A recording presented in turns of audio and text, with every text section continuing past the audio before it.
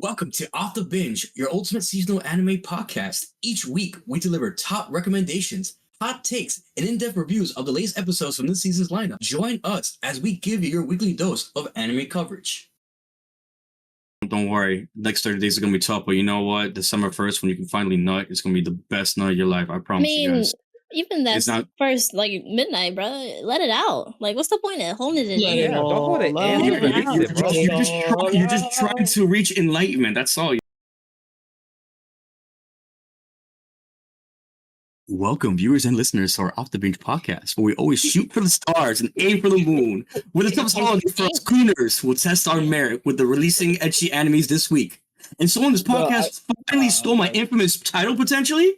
Gasp. And AMC, we're really needing to sponsor your asses when it comes to the amount of movies we're watching this year alone. Yes, so all of us, we need like free memberships. We need free tickets to watch a lot of movies and anime movies and whatnot. AMC, please. If you're watching this, you know what, hit up Boss Man. But anyways, for those of you watching or listening to the show, excuse me, if you guys didn't know, there are over 50 episodes of hot anime takes to sit through on YouTube. So go check us out, please. But whether you found us through our Discord server, social media, or friend of the family, for those new to the podcast, I'm one of your hosts for Off the Binge, Crash, aka the Hispanic Assassin. I'm just your average Joe who loves romance and ecchi animes, and I despise Isekai with a fucking passion. And this week, we're going to speak on our hot takes for week 5, fall anime season. Who's we, chat? I'm gonna pass the baton to your boy who we miss so dearly, but he had to take care of business, of course, on our other podcast, Anime Lately.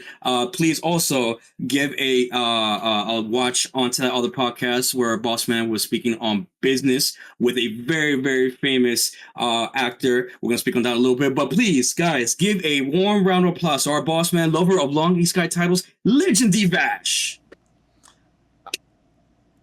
I don't know if I should feel like appreciated or questioning that. Was I gone for like 3 or 5 episodes, or was I gone for one? Because it feels like one episode. I was here like 2 weeks ago, like 2 episodes ago. So it's like, yeah. But hey, chat, I still appreciate the love. I appreciate the love. Your Latino, he is appreciating the love. Nonetheless, Legend D Vash is here, the lover for a long title of series. Remember, we're gonna get the hat, the merch. I don't know about the other merches that was announced last episode, but canceled. Sorry, guys. I do want to shout also to Crash, like publicly saying as well that I'm happy of his improvement in his intros. That he's not stumbling in his intros and he's executing very well. So I just want to publicly say that he's doing such a good job in his intros. I'm very impressed. As boss and everything, I want to give it very publicly and loud and clear and say, hey, you're doing a good job with your intros. You're succeeding very well. Who knows, by next episode he might butcher, but just for now, let's just be positive and stick out here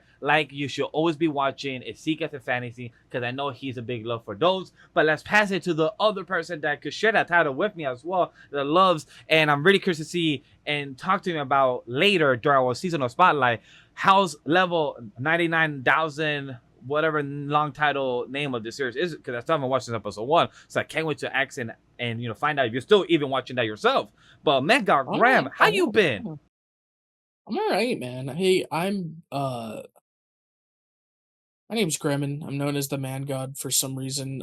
Something about being around and just secret. It's a thing. Anyway, no, I actually do have a surprise for Neko this week, and I'm excited to get to it. Yeah, I got a surprise. I binged something that I'm sure she'll enjoy that I binged. Maybe.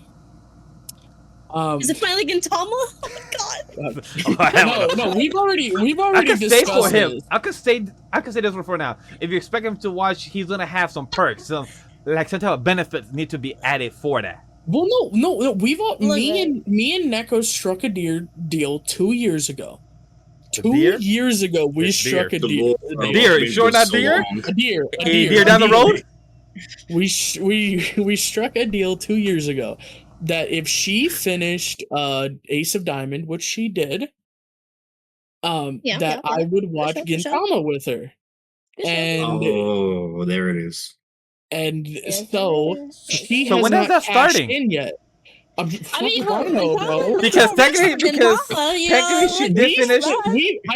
We finished Ace of Diamond a while ago. No. I have the exact date, December 30th of Because it 2024. was that No, last minute. December Yes. 31st. It was the very end of the day. Yeah, it Trust was. me, I know because was. there's money that I owe her because she finished it. Trust, I'm aware. Yeah. All right. But look, you know, I'm easing Grimmon into the Gintama journey. You know, you don't have to. We can maybe start next year. We got it. We'll see. It's been a year and she hasn't cashed in. So there you go. Look, you know. But yeah, you know, since we're already on me, you know, thank God, thank you for. I'm excited to see your surprise. Hello, strangers, guys. You know? Neko-chan, I'm watch everything everywhere all at once. I'm happy to be here with this crew. I haven't caught up to One Piece, but yes, I am gonna pull that little reference a little. But yeah, hey guys, Nah, I'm so come on. excited. I'm so happy that she said like, yeah, I'm part of the pirate crew and everything. And I'm like, she's still. Yeah, Are you no. like still in like episode like 95? 80 something. I'm Hey, about to meet Chopper. I got yeah. We'll Hey, talk about that. you're not next even year. out You of can watch East season Blue. 2. You can technically watch season 2. That's what technically you can watch of the live action because that's technically what they're covering if you're about I to meet Chopper. know. So Well, technically, have you watched the live action, by the way, Nico? I haven't. I have. I love it. Wait, I love It's the live so action. good, dude. That's it's ironic. So good. The person that don't watch One Piece has watched the live action. Well, me, I haven't because quick reminder, when it came out, the strike happened. I work in the industry, that's so I was true. just going wrong with my crew, with my people that I was going with. So, but I Fair, am fair. planning to watch it now that season 2 is coming next year. So me and Yes, wifey sir. will. Yes, sir. But I'm glad to hear Yeah, it's good. I exactly. told many people the cast is I loved amazing it. and everything, so I love it. I love how Sanji and Zoro has the energy on real life in their show. Exactly. See, exactly. That's I why love we're the gonna keep. actor for Zoro and for Sanji. They're so Oh, good. so good, dude. And Usopp too, guys. Usopp's actor is so good. Yeah, okay. He's great. Usopp is so much more lovable in the anime. 100 in the anime. You mean live action? I mean, no, in the live action. 100%. I love I agree action. with you. And it's because his actor is so good. He's So playing good. a shitty character, Oh. but his actor is so good. We love It's so it. endearing. He's so good. We love the actor so much. well, Agreed. He Agreed. might be one of my favorite actors in the show, I wouldn't I but agree he's with you. playing the absolute worst character.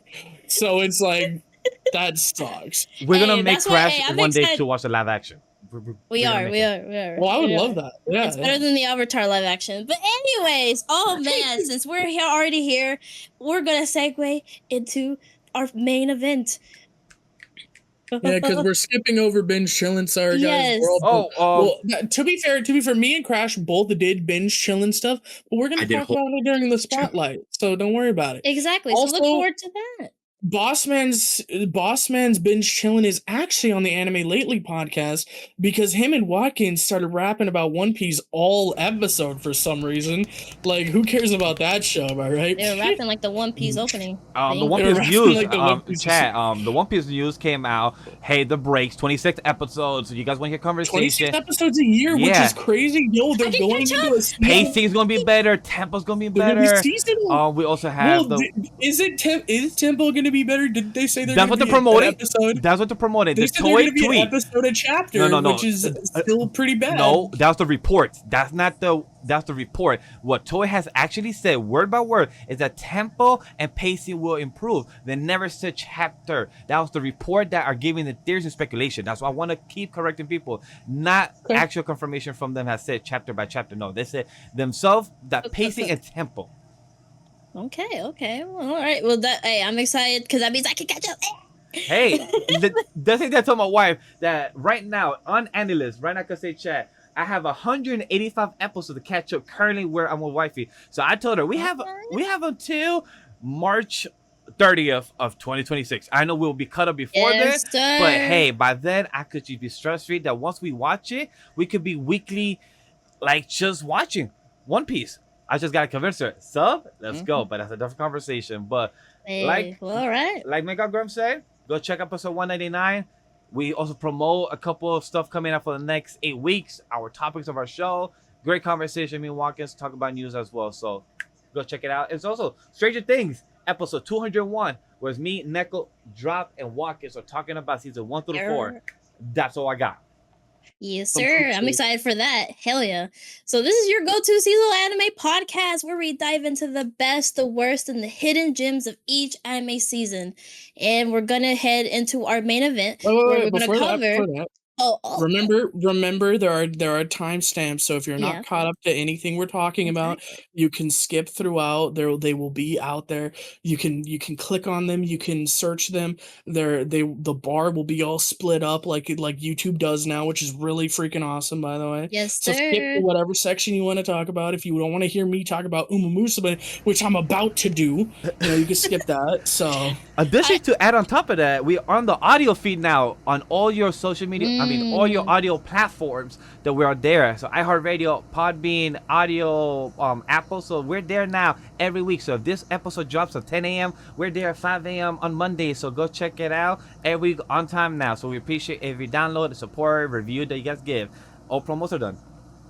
Exactly. Well, this now is that we're so done we're with good. our promotions, Right. Now we're going to talk about the anime season of October 20th to the 26th. starting with Umamusume, which is the leader of the shonen category. To be honest, it is the best shonen coming out right now. Fight me on that. I will die on that hill. I'm gonna stay quiet on that one because Nate almost convinced me to watch it last week. Watch it, please. Also, sorry, a little fix, look, guys. It's October 27th to the November 2nd. My bad. Yes. Let me just mention real quick that unfortunately our boy Memory could not join us tonight. He got isekai again, and he's somewhere in a football field or something. But he'll be back next week to stand on business. I don't know why, but I every time we're think crash he's days that too we're gone. busy celebrating Shohei's win at the World Exactly. Series. Something like that. Yeah. He got kind of caught up. So he's not here. We miss you, Memory. We'll see you next week on How to Flop. Plus, chat, if We'll you're remember excited you. for us to talk about the Disney episode, check in the time code because I'm excited to talk about it because instead of a truck cone, it was a carriage cone. That's the craziest Oh my thing. god, that was That so was funny. crazy. That was hilarious. It was like I just remember that from the trailer. We'll talk about it. Yeah. Anyway, But so anyway, I was about to watch it, man. God, I was about to because I saw the trailer, I saw the hype, I saw them running, I saw the emotional of like I saw some girl just hitting the wall, like why couldn't I do it or something? I'm like, maybe one day. It's so good, bro. I'm gonna get you. I love One day. Umamusume. And speaking about my love for Umamusume, this episode was kind of wild. So we got the introductions and we got the start of the race. Well, most of the race. Oguri decided to go with the pace chasing instead of late surger. And I don't know about y'all, but I play that Umamusume game and I think she's a better pace chaser than she is a late surger. And that's because she kind of dumb and she doesn't know how to weave her way through the pack. For those that don't know those phrases that you just said, because like myself, I'm speaking for the audience. What do you mean by late pager or late starter? Yeah. Like, what does that mean? There are four like distinctive things you can do in a race, right? You can be a front runner, which means you want to at the very beginning of the race get to the front and you want to stay in the front for the entire race. You never want to get past. Now, that is for runners that have really good reserves of stamina. So, and they're not necessarily the most powerful runners, but they have really good stamina. So they will take the lead at the beginning and they will hold it the entire race. That's what the front runners do. Oguri isn't a front runner. Then there's pace chasers, where they want to be directly behind the first couple racers. They want to basically keep pace with the front of the pack. They want to keep pace. They want to stay right there so that at the very end they can fucking hit the ground as hard as they fucking can and take the lead right at the end, right? They want to be second place until the very end when they use their strength in their legs to take this first spot. They want to surge ahead at the end. Late surger is exactly the same thing, except for they're a little bit further in the pack. So they normally have stronger legs. Maybe they don't have the endurance, so they're a little bit further in the pack. But at the very end, they will turn their jets on, and you better hope you don't get past, because you ain't passing them again. And then there's the insurgers, the closers. Those are the ones that stay in the back for the entire race, and then at the very end, their jets get hit and they pass everyone. They're insane. I never got an end closer to like work for me in the game, so I don't know. But basically Oguri decided to switch strategies. She is a archetypical late surger. She has okay like stamina, but her legs are her power, right? Um she decided she wanted to be a pace chaser because the problem is with being a late person is that you need to be able to weave your way through the pack to get to the front, or be a psychopath like she is and just go all the way outside and fucking burn everybody. She can't do that because she's racing the top people in the entire world right now. So she decided she wanted to be a pace chaser, and it worked out for her for about 5 minutes. And then Michelle, my baby, beat her ass and made her fall back because American racers, they're a little bit bigger boned, you know. NASCAR. They're bumping and sliding. It's actually a lot like the difference between an F1 racer and a NASCAR driver, if you don't know. Oh, yes, that's a F good comparison. F1 racers get fined if they touch another car. NASCAR drivers, it's encouraged.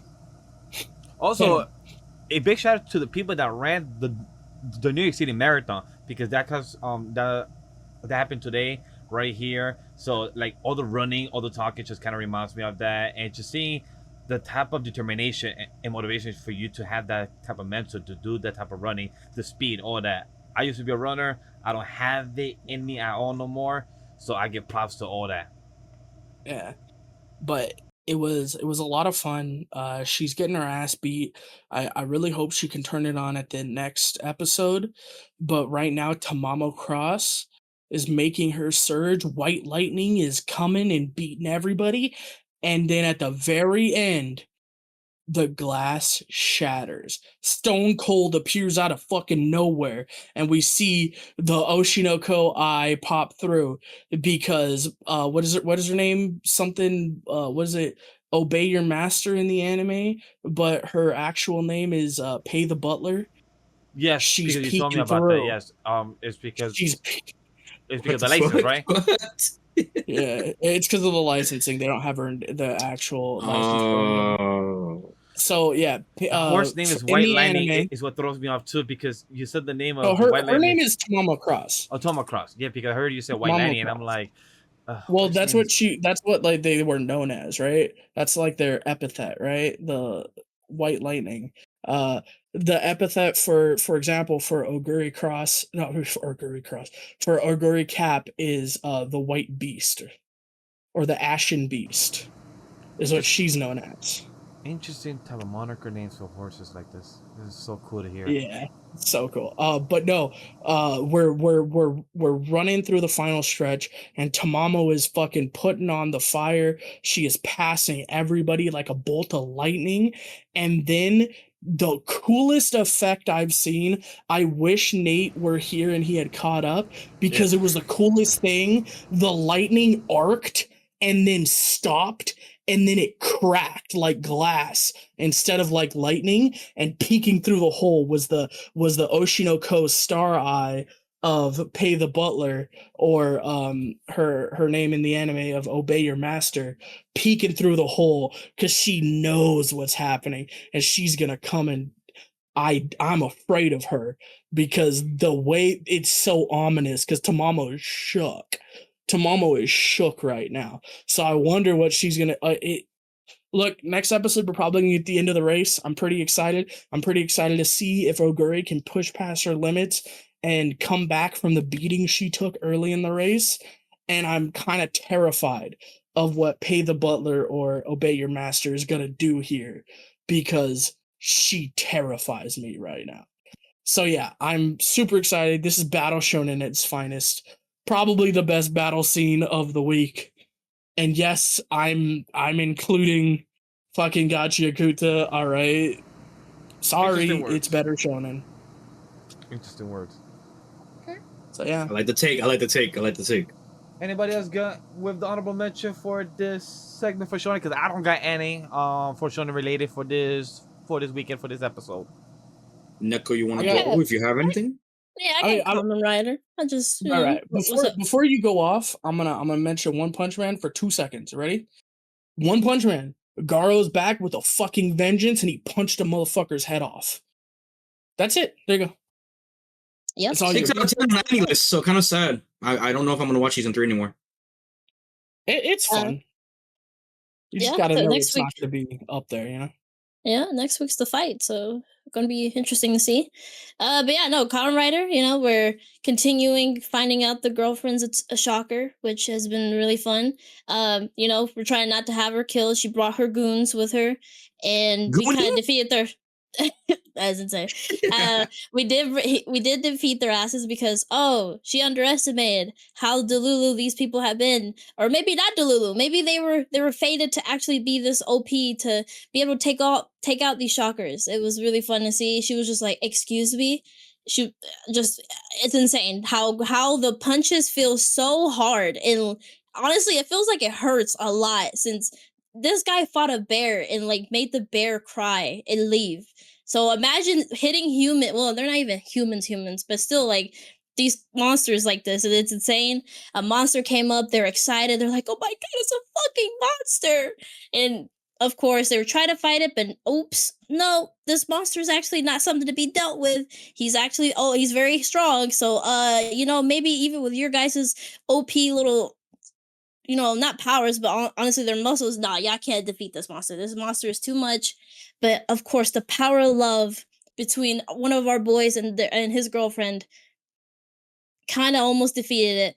But no, we got to see next week. We did get to the backstory. Apparently, the brothers were fighting about which Kamen Rider they want to be. Of course, they want to be the same one. But no, you can't be the same one, So he kind of found his own Kamen Rider to kind of relate to and actually appreciate and use, which is really cool. He has like this like mechanical arm that he uses to kind of like whip them and like kind of like reel them in. It's kind of cool. It's really cool. He built it on his own too, so that was really awesome. Just Kamen Rider shenanigans. It really fun. I'm really excited to see like I guess no. I think we've already met all the Kamen Riders. I guess that of this team. We got the shocker girlfriend. Our boy proposed to her basically because his brother was like, "Hey, you either gonna have to marry the shocker or nah." And he was like, "Well, I mean, I guess you're right. I gotta actually lock in." And so there, we got love between a shocker and a human. Beautiful.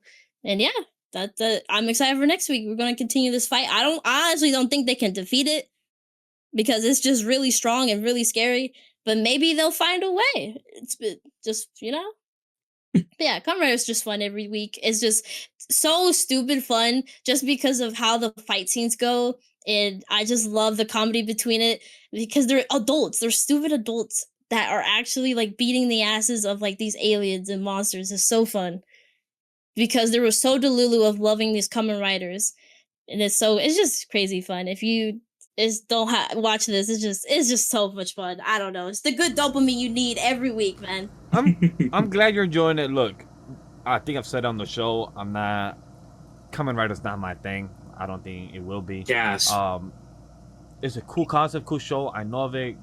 Props to the people that have it, that enjoy it.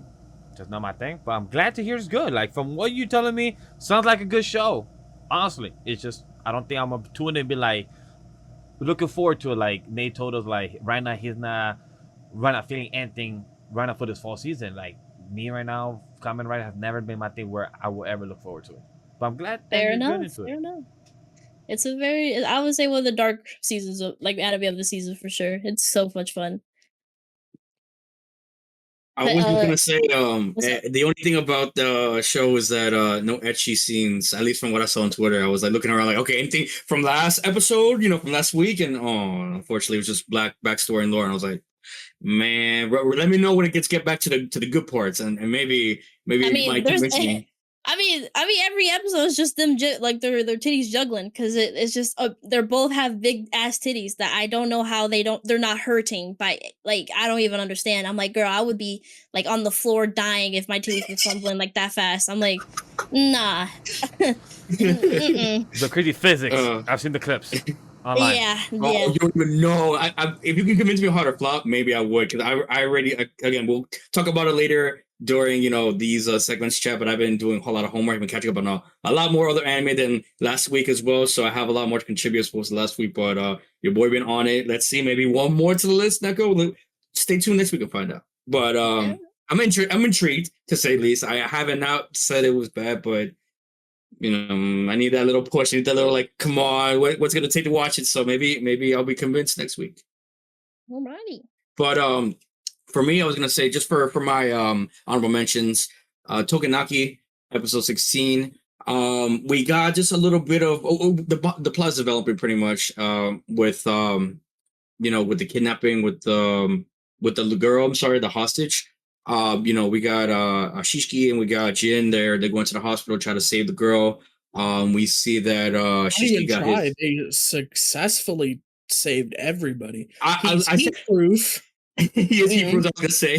I was gonna say for a moment, just for a slight moment, it looked like he wasn't gonna get saved, Jin, and I was like, no way they're gonna do this, like kind of like end of season 1-ish. And I was like, no, don't do this to me. And then he got saved. I was like, oh, okay. I was about to say, like, if it went a different direction, low key, I actually would be genuinely surprised if they kind of like. And that's what I was saying about what's his face in Gachiakuta. That's what I was saying. It would have been genuinely surprising. No ecchi, unfortunately, boys. No gooning, no tits, nothing like that. We sad. We standing on business right now with this arc. We going through it. We're getting some lore. Finding out about recon and how their powers work with that. I think I'm talking about the previous episode, but going into now the current because we watched one before that. And the teacher, I forgot his name. Remind me, guys. He's about to fight this other character that we saw in the previous episode too. Again, I forgot his name, but they're about to go. I guess they're very both powerful in its own right. I don't know what I can compare it to realistically, but these guys about to throw hands and shit like this. Kakashi's got to fight Zabuza. We're about to see what I was thinking Naruto, but I was like, I don't know if I could because I don't really know their powers well enough to say anything. The thing that's tough that I cannot take that reference is because when I see their sensei, Mudano.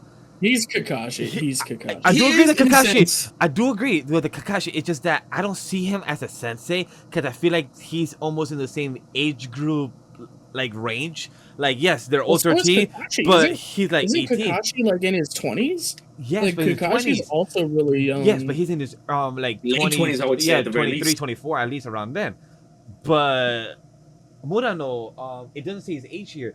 But for me, when I see him, I see him as his 18. 20 and the kids are still in the same age range where Naruto and Sasuke they were like 11 or 12. So it's like I saw Kakashi like that's their sensei. When I see Murano, I just see him as a upperclassman, not really like their teacher. So I mean, like from what we've gotten from like the lore around him, I'm thinking he's at least 30. Like honestly, yeah. I guess the just lore on him, he is like. The lore surrounding him, they are afraid of him. Tokyo is like, wait, he's the elite of the Tokyo task force. They just haven't shown him to be older. It's just they draw him or animate him to look very young.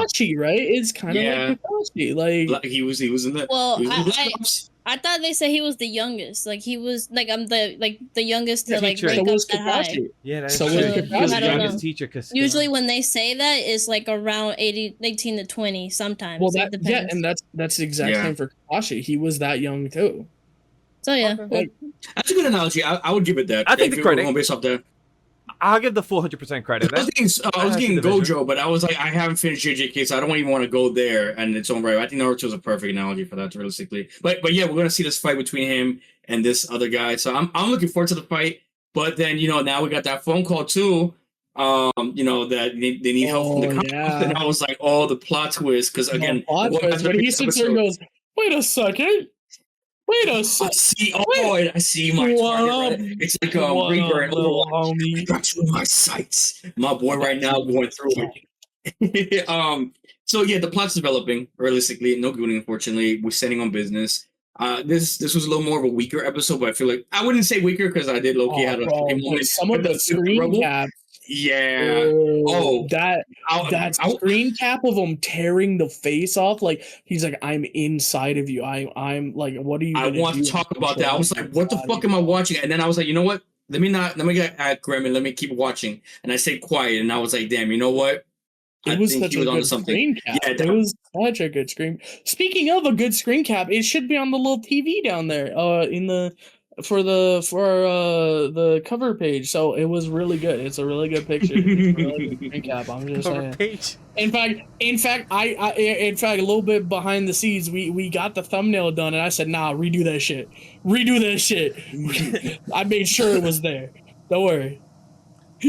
But one thing I'm excited, my last thoughts for Tougen Anki, because even though chat, I didn't see the full, I'm not caught up for this episode. But the one thing I'm excited is to see is when I see the intro, and I see the two main characters of both sides fighting. That's what I'm waiting to see. Like I know we're not gonna get that until probably December, like the last 2 or 3 episodes of them fighting, and that's the one I want to see because they technically have almost the same skill set. Just it's like how can you use it smarter? That's what I really want to see in Wayne Get.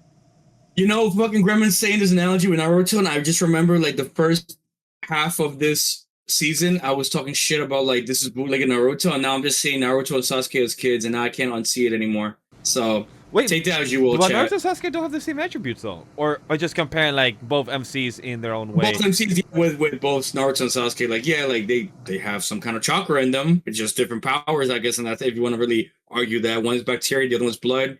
I mean, either way, they're still gonna shoot each other somehow. So let's see how that I don't know. I hear Naruto now. I can't unsee it. That's kind of what I got. Damn. Thanks, Gremlin. Thanks. Damn. Anyways, yeah. So enough about that. We going on to Gachiakuta. What you guys want to talk? Hey, Neko, what you Dude, think? Zonka's my favorite because I just love him. He's so funny. So I like seeing this backstory. It was really good seeing why he has this complex, right? Like we've been seeing throughout like these episodes, like every time like Engine praises him like for being like, oh yeah, he's my trusted guy. He'll teach you the ropes, and he gets like so happy for that praise. And you kind of been seeing that he's really worried about being seen as like not talented and stuff like that, because he works hard for everything that he does. He's not like a genius or anything like many of the others in the team are, and you kind of get why. I mean, yeah, he got his ass beat by this girl named Hyo, and she looks fire. I love her like design, her eyes and like her hair is so cool, and it just his characterization is really cool. I really like that whole thing. But I just really love too Jabber just dancing on him. I was like, Jabber, there's no fucking way you're dancing on my boy, hallucinating. How dare you? That was fucked up. He danced on him and then laid down and laughed at his face. Well, he was laughing with him. Crazy. Yeah, he was like, "Give me that." Hey, he's like, "Give me. I want to be on that high, brother. Come on, let me in. Let me in." God, bro. He's like, "Come on, bro. I'm bored out here. I'll laugh with you, bro. I got you." It was so stupid. I love Jabber, but I think too. I was kind of like thinking too. Like I was like, "Oh, Jabber. I mean, not Jabber. Zonka, you're actually going in. Go in, bro. Go in." And then we find out Zonka that was coming up, and then Jabber just fucking memeing on his ass, going, "Bro, you're on some good meth right now. Enjoy it, bro." Oh my god, I can't wait for Zeno to do the dope for that. Oh, it's just 2-week break, bro. Zeno was like, "Sorry, guys." I'm like, "Fuck, yo, Zeno, I'm so sad about that, cause that's how honestly how I've been watching Tougen Anki and Gachiakuta every week on time. It's because of dub. I literally watch it while doing tasks or errands, and it's just easier dub to consume. Now I gotta actually lock in. It's like fuck, no shade to the sub or the dub. It's just like now I gotta fully pay attention. Like it's tougher, and I just love Zeno's voice and dub. Like the whole dub cast in Gachiakuta was great. Really good, really good. So, but Zeno as Jabber is just perfect. I'm excited him to see that dance and that singing. But just going back to Zonka too, just him choosing the weapon that he did, even though he was like, oh, I'm gonna choose something that no one else is gonna choose, or I'm gonna be different. And of course, everyone's just looking at him like, you really chose that? Because it was even supposed to be there. It was something that fell in the. I was like, oh, that's fucked. I'm gonna be honest though, that weapon practically is probably one of the best weapons there. 100%. Like oddly enough, like because of like the way it could be used. First, you've got reach. Like a bow staff is a weapon for a reason, so it's got the bow staff properties, but it's also got like a sword catching like thing. Like he could catch swords with that. He could disarm people. that isn't a bad weapon. Like, it's genuinely a pretty good weapon. And considering that they're like guards, right? Like he Yeah. was training to be a guard. The way you could capture someone with that thing, like, no, he made a good choice, and people He are did. kind of shitting on him for it. I'm like, nah, that's a good weapon. Like, whoa, don't get on my boy Zonko for that. That's a really good weapon, actually. Especially how we Like, see how him cherishing it makes it turn. Like, I was like, bro, Yeah. that's been my favorite weapon since like the beginning. I love that kind of stuff. But of course, right? People. I mean, yeah. I mean, it wasn't even supposed to be there. It's a feeble stick. You know, Engine's telling him, well, hey, why don't you just show the people that think like, we can't come up from all this. Just show them. And I'll come back and you gotta show me how you use the stick. And I was like, oh, that is fire. I like the whole thing with Engine and him talking to him. I was like, yes, let's fucking go. That's why I was like thinking, I'm like, oh, okay, Zalga, go get up, brother. Yes. And then no, my boy's getting dragged to get eaten by the trash beast. And I was like, nah. I trust in Zaka. He's about to come up. He's just hallucinating right now. He's just planning out his like fighting right now. That's what it is. That's all that's happening. Trust. He'll come back and he'll beat like Jabber's ass. It's fine. I did like the dino girl. She was so cute. I was like, my baby, there you are. And she found the heart. I'm very excited to see what this is too. It looks very creepy. It has hands like kind of like nailed to it with their weapons, I'm guessing. Just I don't know if because they were trying to like hurt it and then people, whatever, like chop their arms off and show like that's like a show of like, oh, this is gonna happen to you if you try to touch this or something. I don't know. I guess we're gonna have to see. But I don't know. I really like this episode. Zankas are really cool. I wonder if Hyo's alive. Like, is she gonna come back later? Are we gonna see her? I don't know. I don't know. It's a girl from a backstory in Zankas. Yeah. Oh. So she's really strong. So I don't know. I wonder if she's gonna come back. She looks really sick. So I don't know. But yeah, I don't know. If we're about to end this conversation for Gachiakuta, I was gonna ask a quick question. Since we have 15 episodes of Tougen Anki and Gachiakuta 16. This is not going to be a full side tangent. It's going to be a quick question for Neko and Grem. If you was to recommend Crash, which one to have watched? Would it have still been Tougen Anki or would it have been Gachiakuta? I told him Gachiakuta from the beginning. So we Yeah. didn't recommend No. either one. We never did. I know. I'm saying that we never did before. But right now, knowing the two that we have seen and the amount of episodes we've seen, in my stance, I'm answering my own question, is that knowing Crash, I would recommend him Tougen Anki, knowing Crash. 100%. Yes, But me, which one I would rather him watch is Gachiakuta. I would rather him watch that because I feel like that's more interesting aspect of stories. And just for me, I feel like it's more diverse and everything. Still showing the Yeah, style. but for Crash, no. Crash is going to have that go over his head. Like, no, he's I'm not going to be honest. I think for the shonen aspect, I think I would recommend Umamusume, Cinderella Grey. That's what I'm not gonna lie. I really want to play the game first before watching anime, and then I like real talk. Like, I was listening to you and Memory talk about like it's hard to get into it when sometimes people talk about it online and like the IRL, like the actual horses and everything like that. Because if you find out one thing, it kind of fucks up the entire kind of like. It's only if you're gonna go and look into the races. Yeah, and I'm that kind of person because I love learning about lore on anything, on any type of like subject. So I know myself. Yeah, that's me kind of. So that's what kind of like. Dude, I'm telling you, yo, watch party, the three of us, bro. Let's stream it. Let's just watch season 1. You guys gonna do too much anime, man. Chat, well, stay tuned for another additional conversation in the future. But does anybody have anything to say? If not, we can move on to Spy X Family season 3, episode 5. I think the only person is Neko. All I would say was if I were to watch that anime, whether you guys recommend it or not, because also all the people outside of the podcast have recommended it to me. The only reason I would watch it is for the soundtrack, which is because I like rock music. Other than that, like again, I saw the trailer with like not with you guys, but I saw the trailer. Yeah. I saw like the synopsis and everything. Not my thing. Understood. Not my thing at all. Fair enough.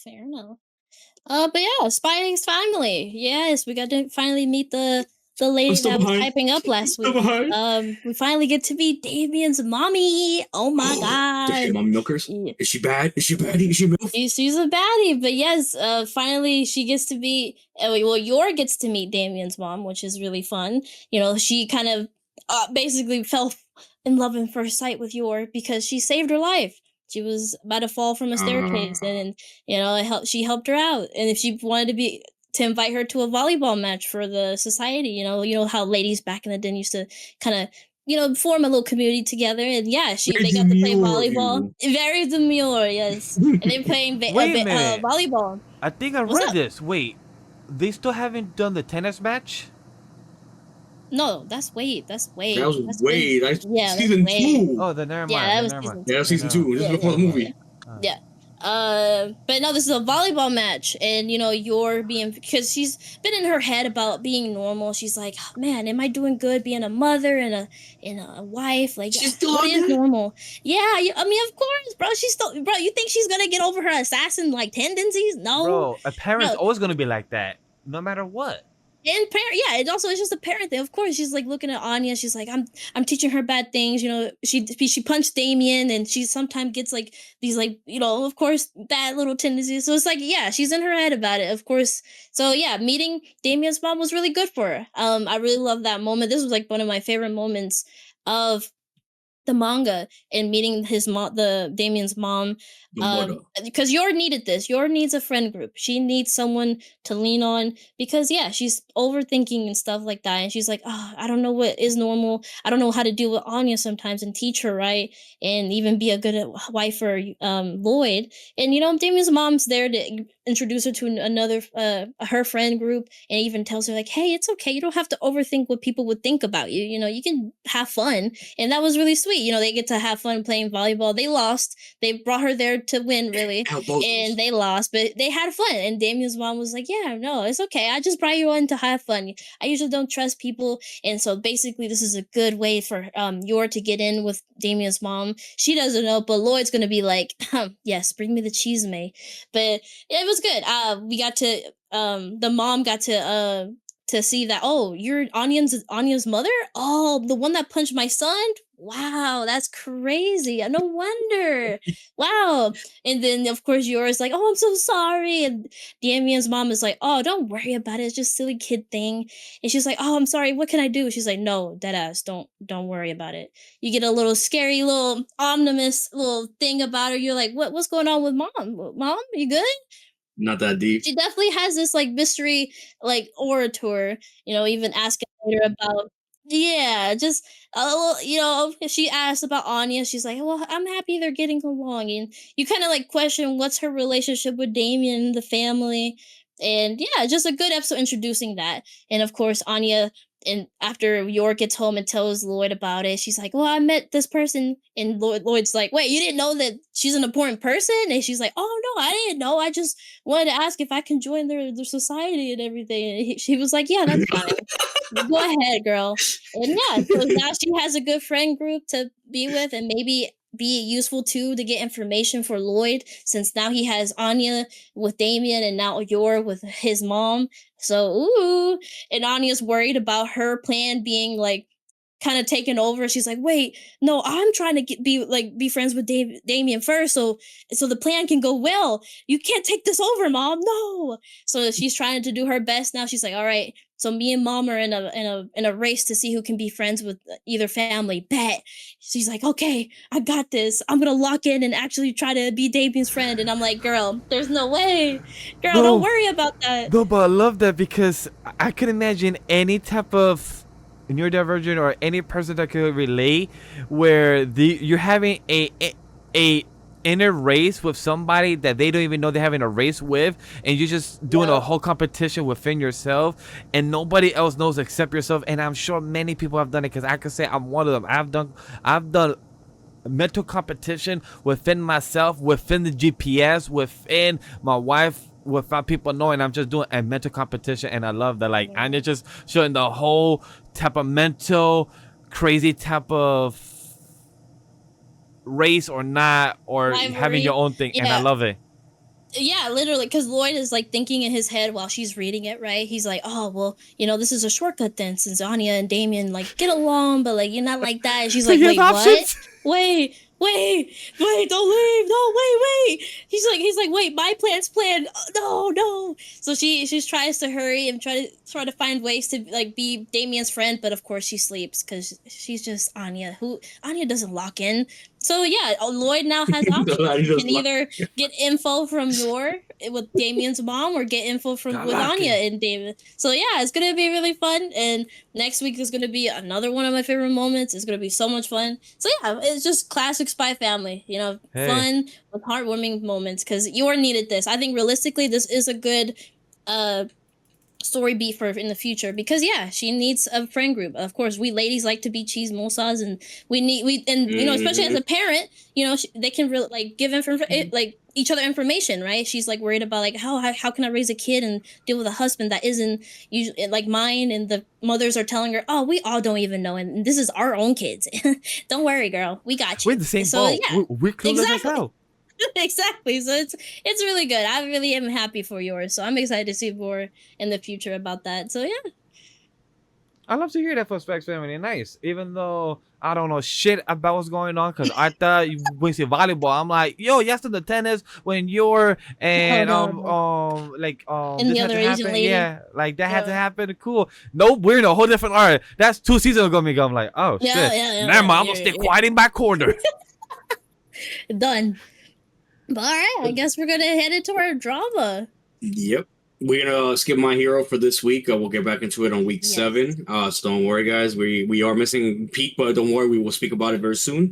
It's just but been very explosive. Don't worry, we know. Yeah, It's oh, been- yeah, very explosive. For drama, any honorable mentions? I would like to go first. You guys don't mind? I Go do want to ahead. speak on something. I put it on last second. Go ahead. I was just gonna say the first one is if for anybody that's watching WANDANCE, may praise your soul for this horrible breakdancing animation.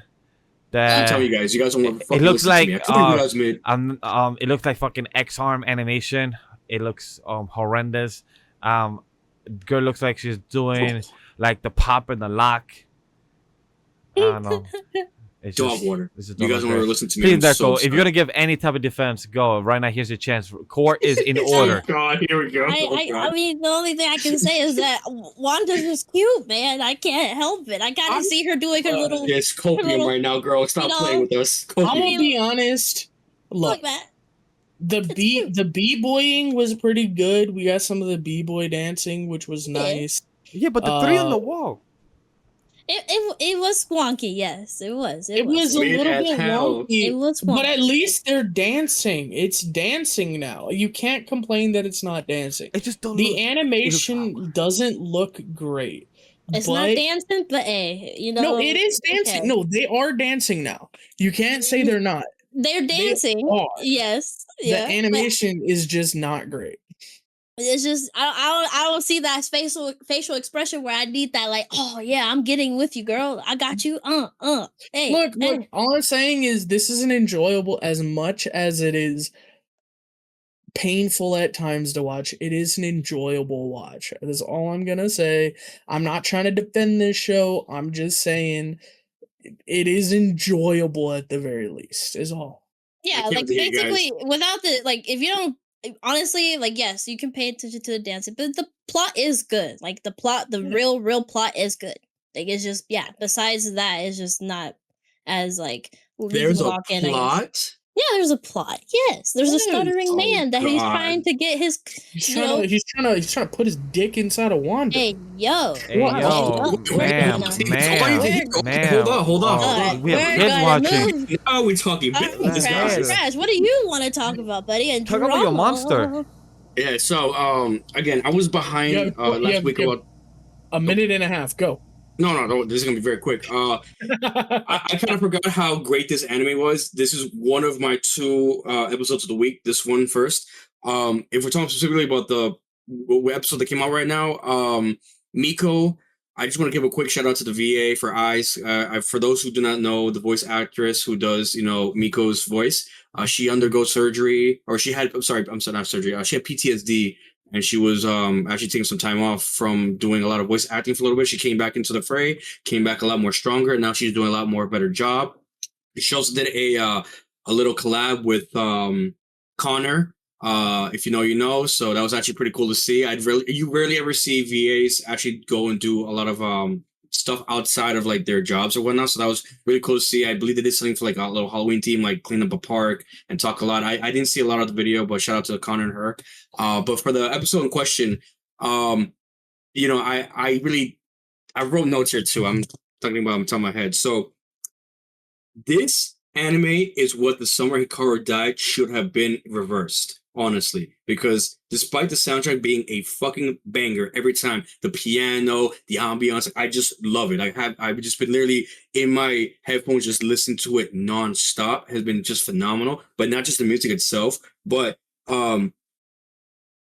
Chinose and this monster, the same theme this episode. You don't truly know who your friends are until you see their true colors, and that's really deep. I'm not really gonna go with spoiler, but if you've seen what's going on, Miko's not who she says she is. Now she shows her true form, and it's crazy to see that she got changed because of a very old man. If you know, you know. Shout out to my teacher who unfortunately passed away. He's the same as me. He taught me kind of like stop being this dumbass and actually start, being good and good. And that's kind of what Miko is now. She was a evil literal entity eating, and now she's not, and she has not eaten for a very long time, and now she meets Hinako, who is going through it. She looks like this tasty piece of meat paws, and everybody wants a piece of her, even Shiori, this I think mermaid girl, excuse me. So now Miko's trying to protect. We now know it's her who has been protecting her all this time, Hinako, from all these yokai and everything.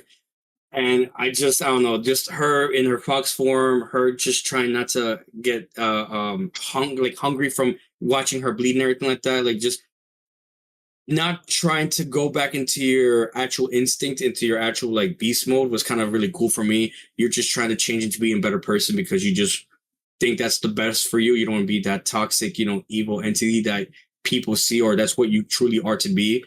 It kind of, that theme for me really hit me hard because anybody can change it to really put their mind to it, no matter how long it takes. But I can't wait to see if you saw the ending of the episode, there was a big plot twist. I think we're gonna see some crazy shit go down. But I think all in all, I think everything is gonna end okay, and I think we're gonna have now two girls trying to fight for this one girl. And again, like I've been saying from the beginning of this, podcast, this girl, the only reason watching is because there was some ecchi shit. I do not see how the fuck this anime is gonna become ecchi at any point in time. But hey, we on episode 6 next week. Let's see what happens. Maybe something happens in the future. Maybe not. But so far, this anime is not what I thought it was gonna be. The music has been fucking phenomenal. The voice actress has been fucking amazing. I highly, highly, highly recommend. If you guys haven't watched it, I'm definitely gonna shout it out and hot or flop. Definitely, it's gonna be one of my top animes for the rest of the season. On God. But yeah, that was it for me at the very least. Do you guys have any other mentions? Yeah, if no one has, I guess, another honorable mention, I guess I gotta piggyback off of that with SANDA, because I think really SANDA has been a really fantastic right. each week. Before you go, Neko, before you go. What you got, brother? So I caught up to SANDA. Okay. Oh, okay. Wait, that's something I caught up to SANDA. That's my surprise for you. I actually watched. I'm excited. I'm gonna be seated because I'll shut my ass up. Go ahead. Yeah, same. I'm curious. So this story starts, and it feels to me like a commentary on Japan's declining birth rate.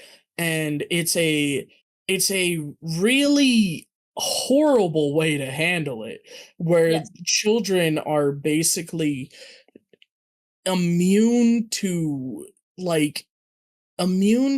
consequences.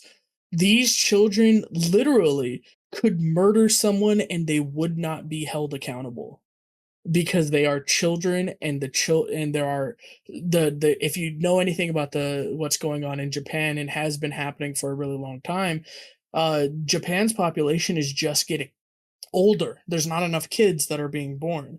So in this anime, Paru is basically commenting on that by showing this dystopian society where children are basically immune to consequences.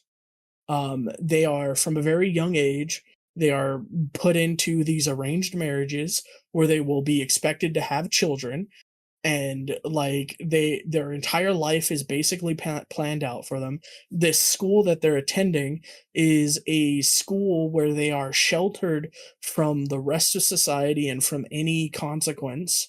The youth is looked on like with reverence and like with they're held so highly that they basically don't have to look up to or answer to anybody, which is interesting but also just horrifying, really.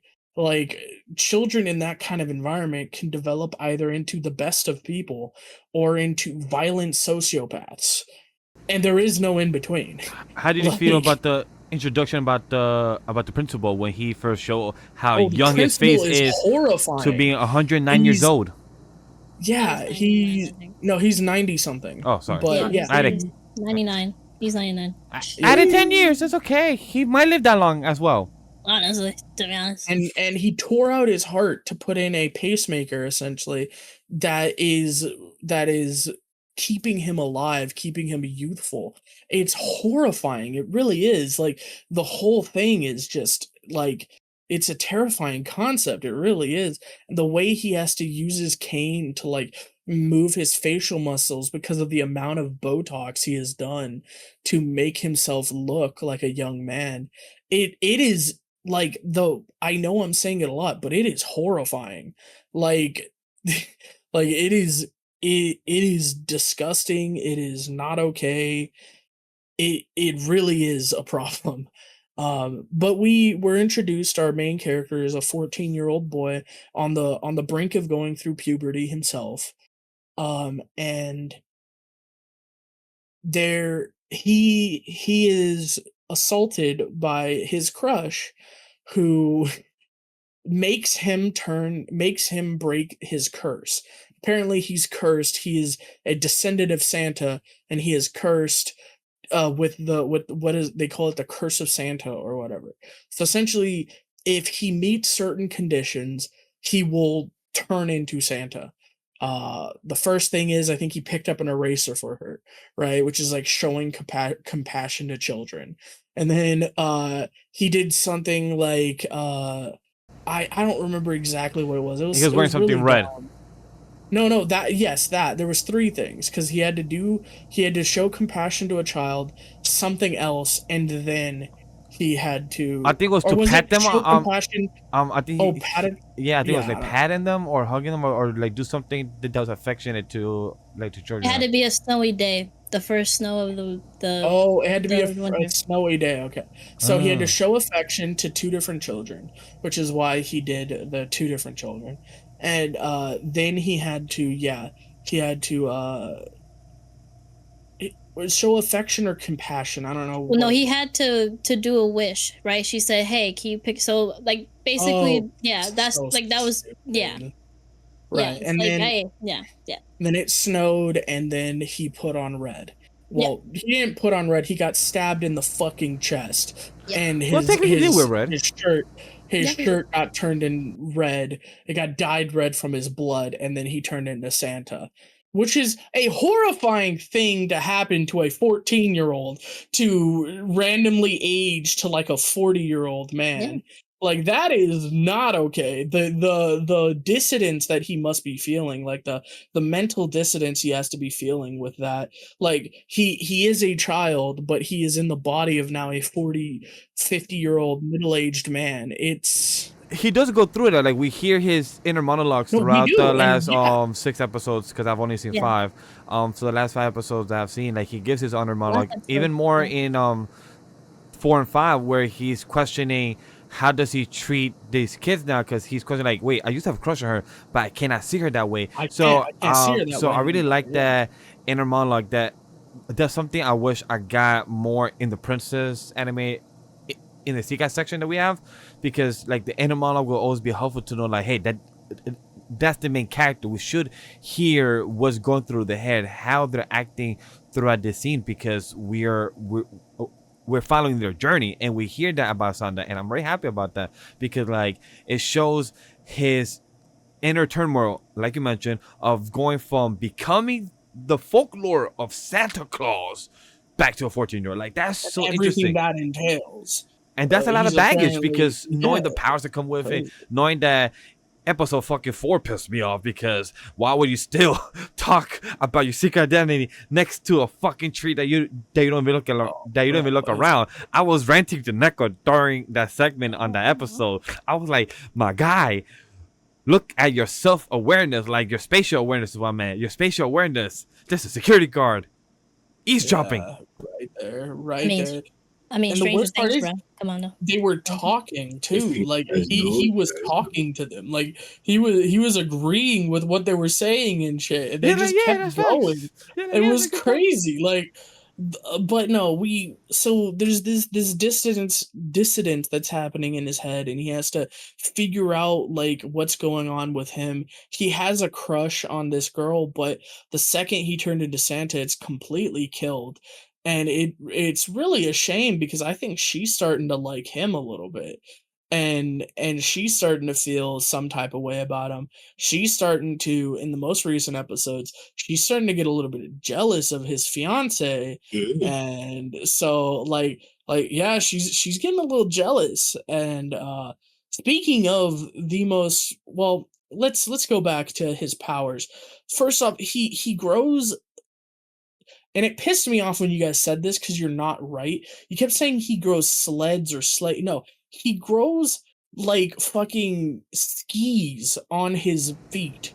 Like he's they're tomato, I feel like you tomato. said thank you, Neko. I was literally about to say No, the no, same exact a words. You were sleigh- saying tomato, bro. no, hold on. a sleigh hold and on. a sled is a carriage that you sit on. No. We said with skis underneath. we said it. the bottom of the sledge that moves the carriage. We have said it. That is not the sledge Right. itself, but it's the So bottom there's part. skis. Okay, at the time, me or Neko did not remember the word, but we gave you the I'm just saying- the But also, phrase. no, they're not skis because they're sharp. They are. Their skis are not And they're sharp. weapons. Yeah, And they're weapons. neither are sleds. Yeah, they are. They're sharp at the end. That's why they can go over ice. That's the whole point of it. That's why skis can go over ice. Look, Not like how. No. Anyways, go look, back to look, the tomato, topic. all right, tomato. we're going back. So we're going talk back. to us. Oh, So what he is grows going on? shit out of his feet, and it's a little bit weird because you see it coming out of his heel and still connected. I don't know if you guys noticed. Yes, that we you know. can Yes. see- it's really weird how it comes out. They're It kind of gave me the sharp. Wolverine claws, like those. Yeah, it's just like that. a Yeah. little bit, which Yeah. is terrifying and like. Oh, it's sickening. It kind of Well, reminds that's me. why he was scared. Yeah, he was like, "Bro, I got these sharp ass things that come off me. Like I He's can like, kill yo, they're a somebody with weapon. these." Exactly. Yeah, Like that's why I enjoy and look forward to this anime, even though I'm an episode behind. It's just time, but I really am enjoying this anime and like the idea of the folklore. I hope still the theories that me and also Neko have Right, spoken right. about, like not saying they all gotta come true, but like I hope some the idea like more of the folklore powers of Santa. Like can he bring snow anytime he wants because he has that? Can he go down the chimneys, or can he actually like do other attributes of powers that we can't think of? Speaking of Mhm. powers that he has, he can tell when people are lying. Oh we'll yeah. talk about that. Yeah. He knows when you're naughty. He knows Exactly. when you're nice. Exactly. Yeah, yes, he does, he Oh, does. Exactly. He knows when you're He does. asleep, and that's not the line, brother. I don't know the song, but you know what I mean. Tomato, I think I tomato. like that If you being too. bad Yeah, or it's good, tomato. be good for goodness sake. But like I get like his worry too when he found out that power. It's like, bro, I don't know. I'll be too scared to talk to people because then when they say something they don't mean, I'm gonna know. So it's like, Yeah, bro, it's- I'm scared. Like it's like crazy. being able to read minds, right? You'd be able to read like, oh, how they really feel right. about you. So it's like, bro, it's worrisome for a kid, especially 14 years old, bro. That's a lot. Like, I like this episode a lot too because he got to be a normal kid with his fiance, right? He was like, well, Yeah. what's wrong with feeling a little something, right? I'm 14. Like, of course, I want to have fun. I want to do dangerous stuff and get scolded. Like, yeah, I don't blame him.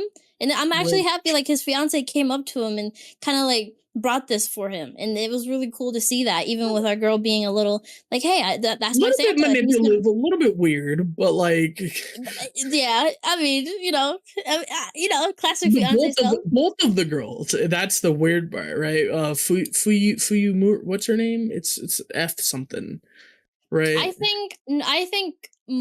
think Ono is more in that ground. I think I like the parallel between these two relationships with Ono and Fuyu, and then our other girl and the fiance and our boy. I think Ono and the other girl are kind of in that same boat where they like are kind of like, how you call it, like stringing our duo like in both ways, and in like really interesting ways, right? Ono comes back, she's grown up, like we see that backstory of like why she left, because yeah, I mean she loved our girl, well, our them, because they're honestly is, you know, our Fuyu Mura can't really tell who she really is. Like, is she a boy really? Is she a girl? Like her body's really like, you know, she hasn't gone through puberty.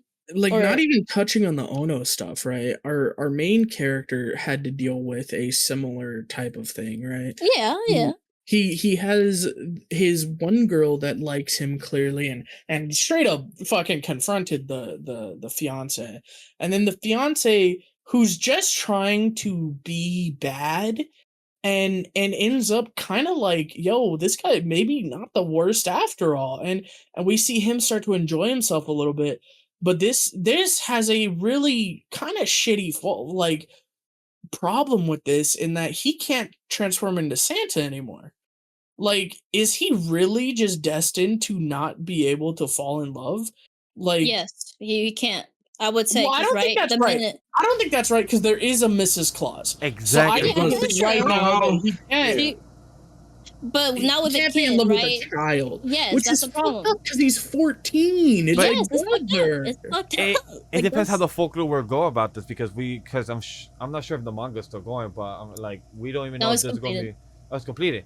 So I'm not sure if there's going to be a 12th core, because I don't think it has been announced. It's not going to be 12 cores, I'll tell you that right now. 12 episodes, my man. Of course, crazy, bro. 12 cores is wild, bro. What is that, like I mean- 2 years worth of anime right there? Not even. What? No, more. 4 years. 4 years, roughly. Was 4 cores? It'd be 100 episodes, bro. 12 cores. That's my hero That's Attack on Titan territory, right bro. there. That's Attack a on One Titan. Piece. That's at least half of One Piece That's right now. 1/10 of one. No, not even. That's Half one. of, 12 cores is half of One Piece, brother. That's 100 episodes. Yeah, no, that's Attack on Titan, because they have over I was 100 talking about episodes. seasons because Crunchyroll, I think they say like they're on season 25 or something. So I'm just going by that. Ignore me on that. Ignore about that Or- episode Anyway. number. Anyway, It yes. could be dependent too, yes, of either he just can't fall in love with kids, of course, which makes sense. I mean, Which he- makes he's- sense, but like, he is a kid, man. You can't take that away from him.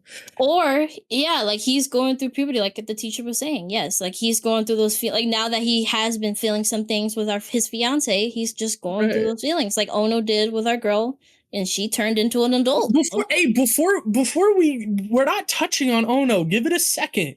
I mean, you Before gotta we hurry go this up. there- We can't keep it. Hey, you gotta Yeah, hurry up. we can, brother. And before we talk about that, can we talk about the teacher being an actual teacher? He's like, man, I feel kind of bad. I'm supposed to kill him, and Yeah, he's a goat. honestly, He's a no, goat. he's such a kid. I want to protect him. He's just a kid. That's what. Hey, that's what. Like, He's children going, do bro. to you. I love that dude, man. He's actually kind of lit. He's like, he's "Fuck, like- man, I don't want to hit kids. I gotta. Oh, fuck, It's like, I'll help God you, damn bro." it. I'm sorry, man. I didn't mean to punch you. I didn't mean it. Oh, He's like, man. it's all right, man. No, we were fighting. He's like, yeah, but you're a kid, man. I don't He's want like, to yeah, fight. but like, he's like, you were soft and pillowy. It just wasn't right. Oh, man. Yeah, you know, I can't go all out. Yeah. So we like the teacher now. I don't know. Maybe Hell yeah. you're the only one. We love the teacher now. Hell Now to get to the controversial part of this episode, we could talk on it because Neko's been trying to talk about it. Golly. The past 10 minutes. I don't know if y'all realize, but Hey, man. Ono is back. Yes, Oh sir. my god. First off, this school has a rule that children can't sleep at night because that's when you grow. That's Yeah, when your that's hormones fucked up. activate and when you start to grow. How the fuck are these children existing without sleeping for these 4 years that they're in this But they give academy? them injections, right? That's what they Yeah, say. They give I them. think They give drugs them or a different injections. diet, and they give them. And that's why in the And their opening you food? see a lot of injections. And yes, And and the yeah, food it's has fucked those up. ingredients. It's fucked up. Remember, don't trust the wants food that to- you the- eat. Yeah, the principal wants to keep them youthful. He's like, hey, you don't turn into an adult until you're 18, bucko. Don't feel any horniness, nothing. No kissing, nada until 18, bucko. Bro, no Fuck this sleeping. anime mid, bro. What the fuck? Into an adult. 24/7, no sleeping. Yeah. Team no sleep. No gooning? Nah, New it's wild. gooning. No gooning. Well, if you No want to November, goon, like no nutting all your life, it's crazy, bro. no, for 4 years. For 4 years, you can't.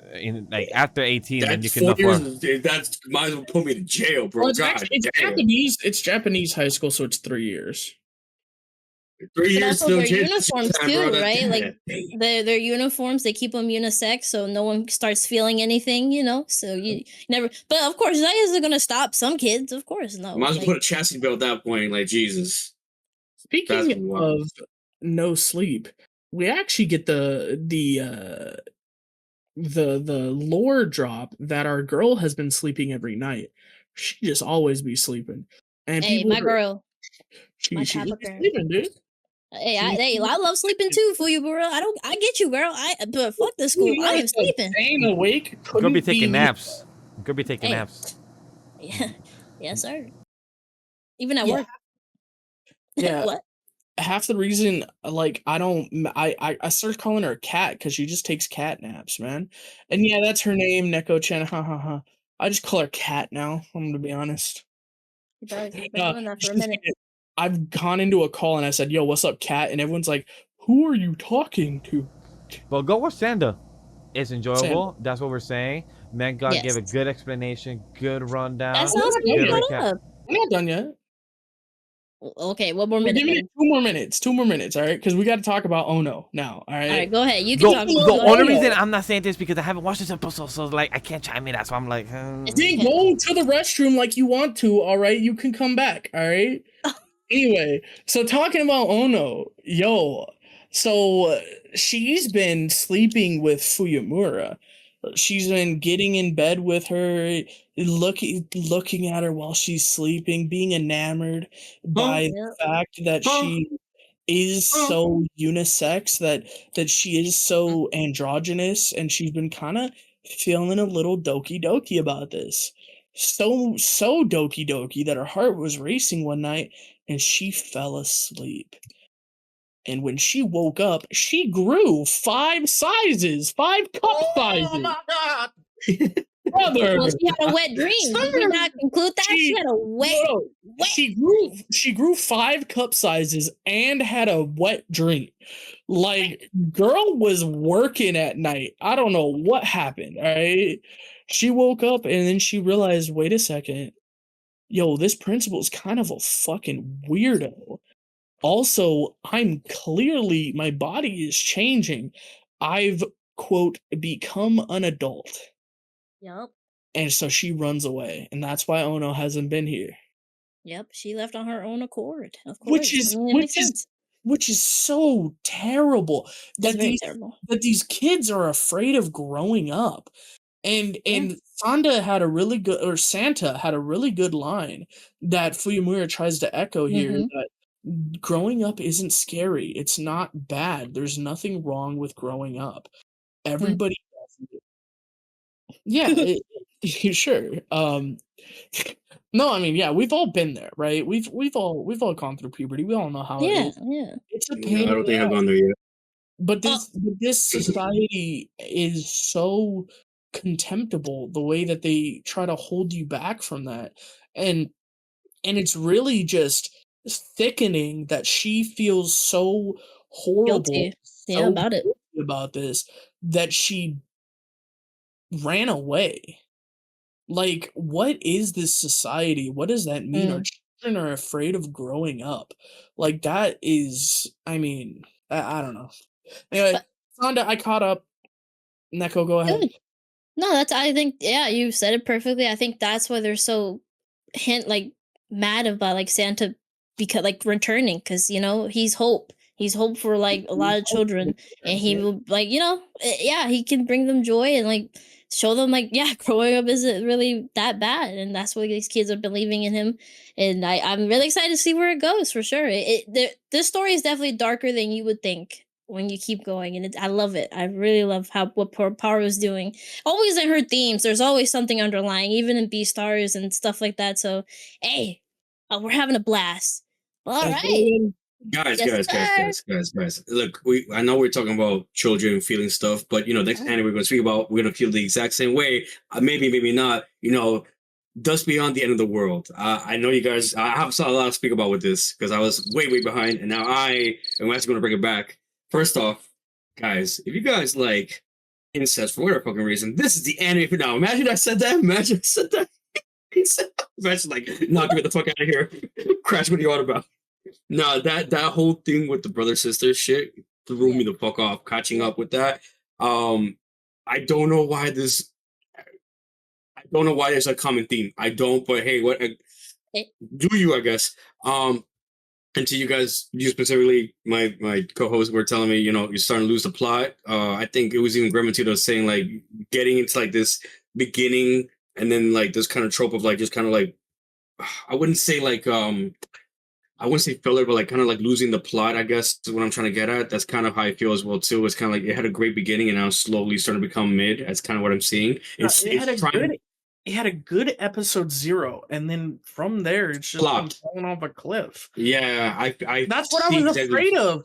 That's what I was afraid of with this show. That's what I said week 1. That's what I said when we watched the trailer. I said this looks good, but the fucking him being in the future part, I don't like it. I'm not gonna like it. But I gave it a shot, and I don't know. I will say, me personally, I see where you guys are coming from with that. I can't see why people may not like it the way it is now. But have you seen her outfit, bro? She basically hold on down now. Now we're gonna get to that. I was gonna say my god! Hold on now. Hold on. My only thing with this is I don't know her age, so I don't want to go like, yo, she's fine. And then she's like 15, 14. Like, oh no, that's jail time. Crash, you wilding out right now. FBI up and up, shit like that. Nah, so I like the harem aspect that they put for them. I think it's been hilarious, but I just think it's a stupid trope right now because as much as the Hispanic Gooner would like to like, yo, he got bitches, he got 2 girls right now, he could be a third one with the sister with Phineas. It was not the case anyway. She likes her brother anyways. Sweet Home Alabama and all that shit. It's not what I'm looking for in a very kind of for an anime that's trying to be very retro, that's trying to throw a lot of Easter eggs and trying to be more like technological with like their philosophy about AI, what's right, what's wrong, what to protect, what not to protect, what to love, what not to love. It really throws a lot of different themes and realistically tropes. It doesn't make sense to put in an anime like this. It really doesn't. It's for some, it might be throwing a lot of things that it doesn't necessarily need. At the same time, it's throwing too little for a lot of veteran viewers like ourselves that is not really investing or really getting our attention to like kind of like be like, yeah, this actually is gonna develop into something great. I'm just watching it and kind of like it's funny to watch, and that's kind of it. And that's kind of a sad thing because I was really looking forward to this anime, and then this, episode, they were at the, onsen, I guess you want to say the hot springs. We met a new character. I might be thinking about the wrong episode, but I'm pretty sure I'm right. We got a new character, and he was in the opening OP, so I'm pretty sure he's gonna be throughout the the right episode. Yeah. Okay, yeah. So he's gonna be in throughout the rest of the show. I already have a really big theory about him and the other girl, the Owlin. I forgot the name of the company, whatever. But that girl who's going out with like the innkeeper, they're both evil. I can already tell, but that's just my personal theory. Okay. It was nice to see the 2 girls, in the hot springs. I was like, we're getting some action there. We even had a little moment between the 2 with Kara and Yukari. I want to have copium and say, I think her what's the God, Vash, help me out here. Not wife, before wife. When you're engaged, fiance. Thank you. I'm losing my words, Chad. I'm sorry. I'm tired. Your Hispanic gooner's been gooning too much. No. When you're, he's trying to have copium for his fiance that may or may not be alive, and I'm kind of having the idea that she may not be alive anymore. I was right in my theory way in the beginning that she did create this corporation, and this is the reason why this whole thing is happening in the future. There was an AI war in 2050. Oh, watch out, Chad. Anime's predicting the future right now. In 2050, Skynet's going to take over. So we got 30 more years, Chad. We got 25 more years. We got 25 more years.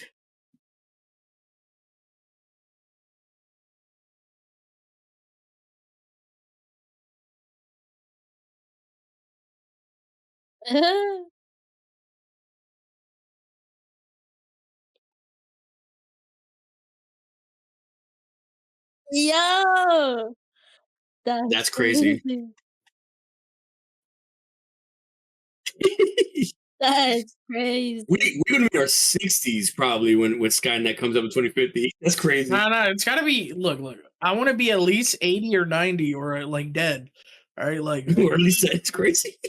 He said, Um, dead. That's crazy. Skynet, bro. Do you Skynet? Look, Yeah, exactly. Skynet, Skynet, if do you your find thing. this in the future, if you guys find this in the future and you unearth this, go Skynet. I love y'all. Kick ass. Yo, humans are kind of fucking everything up. Do you, all right? Look, but like leave me out of it, all right?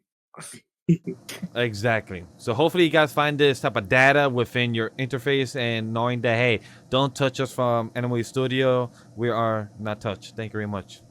Yeah, if this company outlives us and like there's new people running it, yo, we support, you know? Fight on. for future members on the AI Anime power. Studio AI power. team.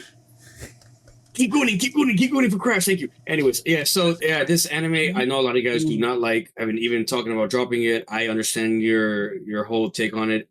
I feel like it's been like funny to watch, but just like in kind of like a sad way. So I'm gonna continue the show, but I'm gonna talk about it next week. During Horror Flop. I wouldn't recommend it because again, like Grem said perfectly, great episode 0, great like prequel, like if you want to call it whatever, a special, if you will.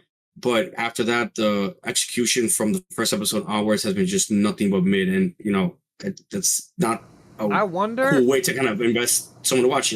I wonder if episode 0 did not get released, and we saw episode 1, 2, 3, 4, 5, 6, 7, 8, 10, 11, 12, and then episode 0 came out at the end. I wonder if it would be a different conversation, because now we're seeing without the full prequel of what happened past tense, and we saw that later down, so it could have filled some thoughts. I wonder if that would have changed our tune a bit more in that sense, because that would have been interesting. I feel like I still would have kept watching the anime, but I would not be happy. I'm saying, it's funny. Take out the funny at that point. Now I'm kind of like, I have to watch to see how it ends at that point. Right now, I'm 2 episodes behind. I mean, 3. Sorry, I'm lying. 3 episodes behind. So, like, you saying that you wouldn't recommend or anything, or even, also man got thoughts as well being involved into this, it still makes me like, I can let it build up. Maybe once you guys tell me in week 8 or week 9, be like, hey, everything has led up to this. It's worth it. And I'm like, all right, cool, I can binge. But right now, it's not making me feel like, yeah, I gotta jump in. Woo. I mean, the first 2 episodes that you're behind of is just Sweet Home Alabama. Like, I swear to God, I was just so surprised. Like, I'm just kind of like, as much as I want to say he's lying, he's not wrong. Though. No, I'm not. Like, I can't even joke around about it. I'm so dead ass. Yeah, it really Sweet Home Alabama. We were talking about it last week that I found a comment that was saying like, "What's next? Like, age doesn't matter," because they just keep like pushing up like propaganda. Like they just keep doing it. It seems like so. It's like next. Like this series is about poly being a poly, right? Yeah. Being a polycule, being in a polycule, being polygamous. Yes. They're also pushed these last couple episodes of fuck your brother, fuck your sister, do it, Yeah. Keep it in the family. Now we got lesbians, which is fine. Now we got lesbians, which is fine. We don't hate lesbians. I don't know why that's in my mind. I just thought it was like normal in the anime. Like, oh yeah, Yuri, I'm watching Yuri anyway, so why the fuck would I care? Right. Yeah, fuck, bro. I don't care. Look, I'm all for Yuri. I'm all for lesbians. Yeah, I'm all for gay guys. Do you, bro? Just not your brother and your sister. No, not your brother and your sister. Your cousin. Look, I love my brothers, but I would never try to fuck my brothers. All right. Yeah, let's not keep it in the family that hard. At him, bro. The way she looks like house room, like bombastic excited, but like, bro, I was like cringe on my mother. I think sadly it's just everyone's feeling the same way every week. It's like we all had like a different way the series is gonna go, and then sadly it just keeps going in this propaganda. And then this Elsie is like, we're sick of hearing the word Elsie at this point. Like, brother, can we go with the plot? Can we learn about the world? Can we what is going on here? This is like a really interesting world. What is we talking about Elsie every second, brother? God. Sure. It's frustrating. I'm so happy I wasn't the only one, or even like in between all of us. I kept seeing that in comments and stuff like that. Like people are like, brother, why do we keep talking about this Elsie every week, bro? Can we go? Every week, bro. Like- They're pushing it, dude. Like, yo. I again, like, just I wouldn't recommend it. I'm just watching to watch at this point. It is Yeah. funny at some points, but like, bro, like, this is not an anime I expected to. This is not my bingo card for 2025. I'll say that much at all. Oh, you know what it's also pushing? We forgot about. It's pushing marriage with AI. Oh, true. There you go. Yeah, you're right. Yeah, get Oh that my Android. God. The more we talk about, the more I'm kind of cooked with this anime. I'm kind of like, damn, you know what? Should I put to mid? Like, I'm giving it too generous of a score. You know what? Yeah, this shit is mid. So it sounds like I could just drop it if that's the case. Shit, instead of me waiting for At it. this point, I mean, I'm gonna be honest. I don't think you should drop it purely because I think you need a fucking supper with us. Dang, that's a crazy. But hey, chat, we appreciate you guys hearing about this one. Let's get to GNOSIA. GNOSIA. I know. What is I'm the GNOSIA? sorry, Gremlin. I'm so sorry I haven't been able to watch it with you. I know you're trying to watch it with us. I'm really, really sorry. I'm trying, but I have an anime Yeah, he has to catch tried. up on. I'm sorry as well. I just want to say, He has Nate's tried. not here, but we were right. It was her. We fucking got it. Okay, but she gave herself up though. Like y'all didn't, you know, she was literally. But we were right. It was her. No. It was her. I told you it was her, bro. I told you it was gonna be her, bro. She gave herself up. She was like, "Hey, I'm the GNOSIA," and he's like, "Yeah, I just want you to know that vote didn't work. How you know? Cause mofo, I'm the GNOSIA. What's up, dog? Yeah. Well, so what you gonna do about it? You gonna vote me out, bro? You gonna let them know? You gonna vote me out? No, this whole situation reminded me of like just art with me and Cypher when he told me he was like the imposter, and I just saw him kill someone in front of me, and we just had that whole thing. And I was like, Among Us? Yes, yeah. He told me he killed in front of me, and I was like, oh. And then the meeting happened. I was like, I was in a different area. You know, we were, in the next game, he killed someone else again. And yeah, so I was like, Yuri, I was like, girl, I got you. I won't vote for you. I won't vote for you, girl. I got you. It's like, now, I like to. You're using this comparison. It just makes me now to make this as priority for this week to watch it. Because that's good.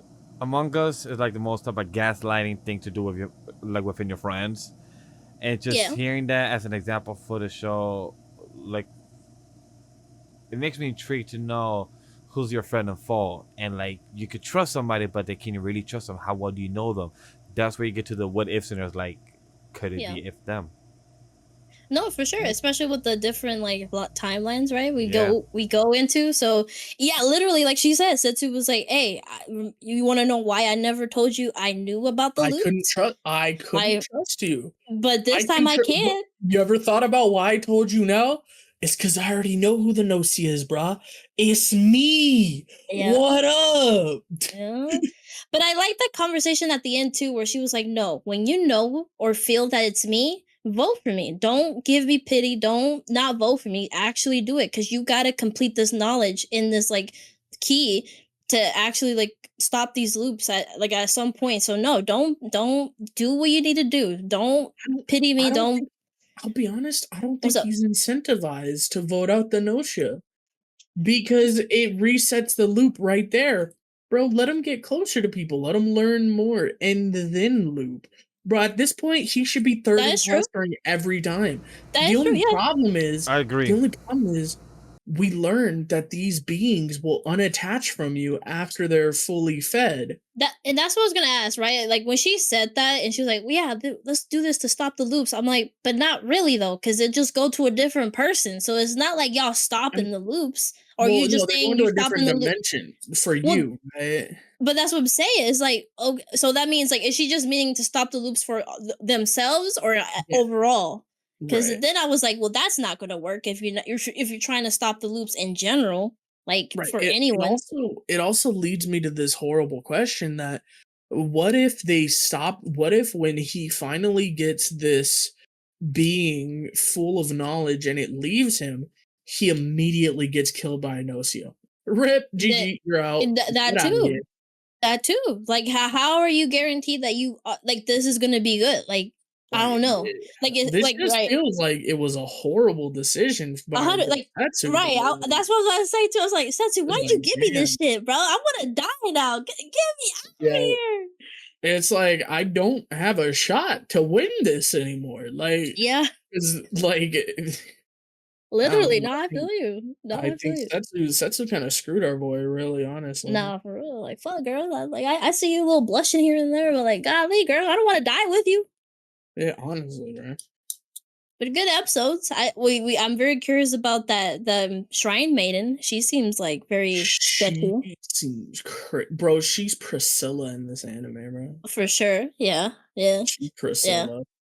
Yeah. So I don't know. Very, very interesting episode with that whole dynamic with Setsu being the one and him like having that conversation with him. That was really good. I was like, okay, nice. So Bro. and also, yeah, their time loop is very different, right? She's already 100 like numbers in, and he's only on his 5th one. So it's like, shit.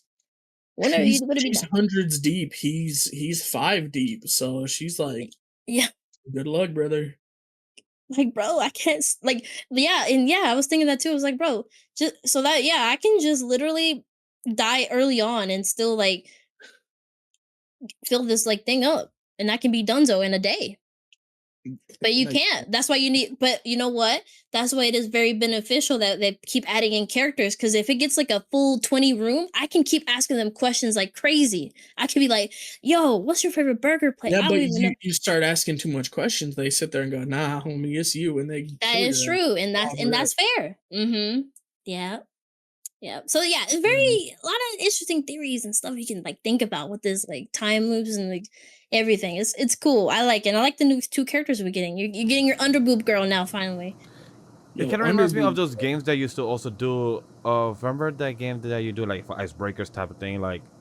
Remember telephone, you have a group of like 5 or 10 people, you tell one person one thing, but then once it comes back to you, is it the same thing you said? It's like, who is it that's changing it up on purpose? Like, it kind of Mhm. reminds me of all those little small games that, how can you find the liar, how can you find the truth of these people, and who is it that's lying among us, who's the killer, who's the person that's a parasite. Like, it's still intriguing. I'm glad I'm not getting too spoiled within our conversations, so I'm glad that I kind of have the concept or knowing what it is until I see it, and then I will get like, oh, now I remember what they spoke about in this episode, that episode, because of of me watching it. Yeah. Yeah. But yeah, this is a lot of fun. But I think we're done with GNOSIA and drama. GNOSIA and drama as a category. Let's Yes, move on sir. to our romance category. Starting for and slice of life, which I have to say because the first anime we're going to talk about is Touring After the Apocalypse. That Touring After the Apocalypse, I think we finally get an episode where our main girl is like the fact that there is nobody and the fact that she has to contend with this alone with just her friend is finally like dawning on her. And we actually see this episode. She says, honestly, maybe we should go back home. Maybe we should go back to the shelter. And she, of course, says it's to fix this bike. But I'm kind of thinking she's not enjoying the freedom as much as she wanted to. I think she's getting worn down by the travel at this point. Not like the travel is wearing her out, but the fact that there's nobody left is wearing her out. And the lack of interaction except for with her friend is really wearing her out. And I get that, right? In a post-apocalyptic world, I think that would be the one thing that for me and the type of person I am, that would be the hardest thing, right? Is that I would say that it's a hard it's a hard pill to swallow, knowing that once you find out the hard truth or reality that you already kind of assume, like you said, like knowing that you're the last person, and coming with the bottom pill of despair, like knowing that, damn, I I thought really am I just thought the last one. yeah, like I thought there was others. I haven't seen the most recent episode, so I assume they didn't find nobody at the radio station. Well, no, it was an AI. It was an AI made. Oh shit. That was last episode. Yeah, but you're yeah, 2 episodes behind now. yeah, you're 2 episodes behind now. Oh yes, I am. Apologies, I have too. But they're short. They're quick. That's quick to do. But I guess damn. Then if I know nobody, then that sucks to hear when it comes to like. But we did ask that. When we first saw the trailer and we first saw the episode when we did our week 1 coverage, we did ask like, hey, is there actually still nobody out there? And we also asked like, how do we get here? Like, was this also another AI war that happened where every human lost, the water went up? How many years has it been? Because for her to have this flashback still, I mean, sorry, for her to have this type of memory connection, and with the pictures, it looks like it's kind of recent, but it's hard to tell with how everything I think looks. she's living like parasocially, right? I think there's a recording who her teacher is, the one that's teaching her, who she calls Big Sister. I don't think that's a real person. I think that's like the AI or whoever was taking care of her. Like Mm. I don't think that's a person. I think that's like a learning device, right? I think that was like somebody wrote down lessons and Or like a learning programming, and they just had to right, go and kind of compute it throughout the day, still, no matter what. Understandable. yeah. I see the vision. I see it coming from. I still enjoy it. Like, this is one I could say, like, not saying that I look forward to every week, but it's one I could just watch and chill. Oh, it's very chill. Yeah, The locations that they the visit chilling. are real. They are nice. The post-apocalyptic feel is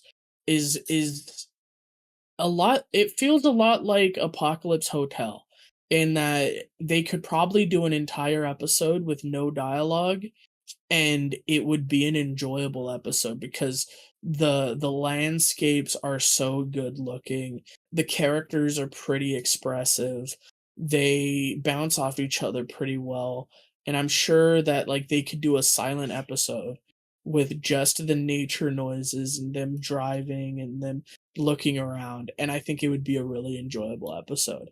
um I guess if Nate were here, he'd say something about Girls Last Tour. I haven't seen it, so I can't allude to that, but apparently that's the same type of beat. So I don't know. Okay, not a bad take. All right. So anybody got anything else next? Because I would love to say, man, ask for one final thing. This is one of the shows that I look forward to every single week, every single. I believe it comes on Fridays. Yes, it comes out on Fridays. It's one of my favorite shows that I look forward to because she gives the hands every We week. can go down the list for honorable mentions, but I do want to speak on this show real quick. This was a show that both Vash and Gremlin have been dying for me to watch, and I was gonna bring it up on Base Chilling, but it was better to say here. I did catch up. I started from episode 1 this week and watched everything up until now. I'm up to date with it, so we could definitely speak about it together. But let me just say, yes, you guys are right. Hands were thrown. Let me say, hands were legitimately thrown, and I'm genuinely surprised. I didn't expect that in this anime. Yeah. But yeah, what do you want to say, Bash? Because I know you want to speak on it No, more no. than anything. Oh, I'm about to continue. Get ready going at it. Continue. Talk your shit. So I will just say, like, I don't personally like the religious aspect for this like little arc we could talk about. It was nice to see Scarlet, and Julius. And by the way, I'll speak on Julius because he is a hoot. Going into to the I guess like little, I forget the name of the area, but they're going to like this castle, let's just say, to go visit, Saint Diana for the little ceremony that she has. They go into the exposition and lore about all that, yada yada, whatever. Cool. But Scarlett's here for one thing only, guys, and we already know what it's about. She wants to throw hands with the so-called pigs. And there was hands thrown with this one guy, this Inquisitor, I forgot his name, but boy oh boy, medallion is plot armor, apparently. And then I was joking around with it. I know Vash got really upset with it. I was saying before about how I was catching up to the anime. This shit is like a fantasy within an isekai, which is fucking wild to me. I got so upset when I heard that. But I'm gonna keep, for all sakes and purposes, because I genuinely kind of just feel this anime is a little intriguing. I wouldn't say interesting, intriguing. I'm gonna keep the hype chain going and continue to watch it. Just to see where it goes. I think this whole relationship between Scarlett and Julius is so like bonkers to me. He just sees her as a fucking literal toy, and she all wants you to do is just stand on business and throw hands with anybody who doesn't give her what she wants in a sense. I know next episode is gonna be more serious, more like on business, I guess, with seeing that Saint. I keep trying to say Princess Diana, but it's Saint Diana. I She know, has trust no me. powers. In my head when I was watching, in my head when I heard Saint Diana in my head, like Saint Diana, not Prince Diana. Ice Spice, your song got me fucked up. So thanks a But lot. quick thing that I wanna like rebuttal with you. The reason that I don't see it that is an isekai for us is because it's an isekai if the other girl was the main character.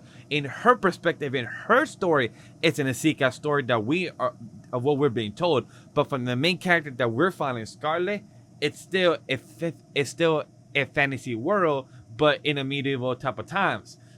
Is it in a isekai type of setting? Yes. But for our perspective, no. It's for the girl that looks like she has some type of relationship with the saint, or she has something with cahoots, or I don't know what's going on there.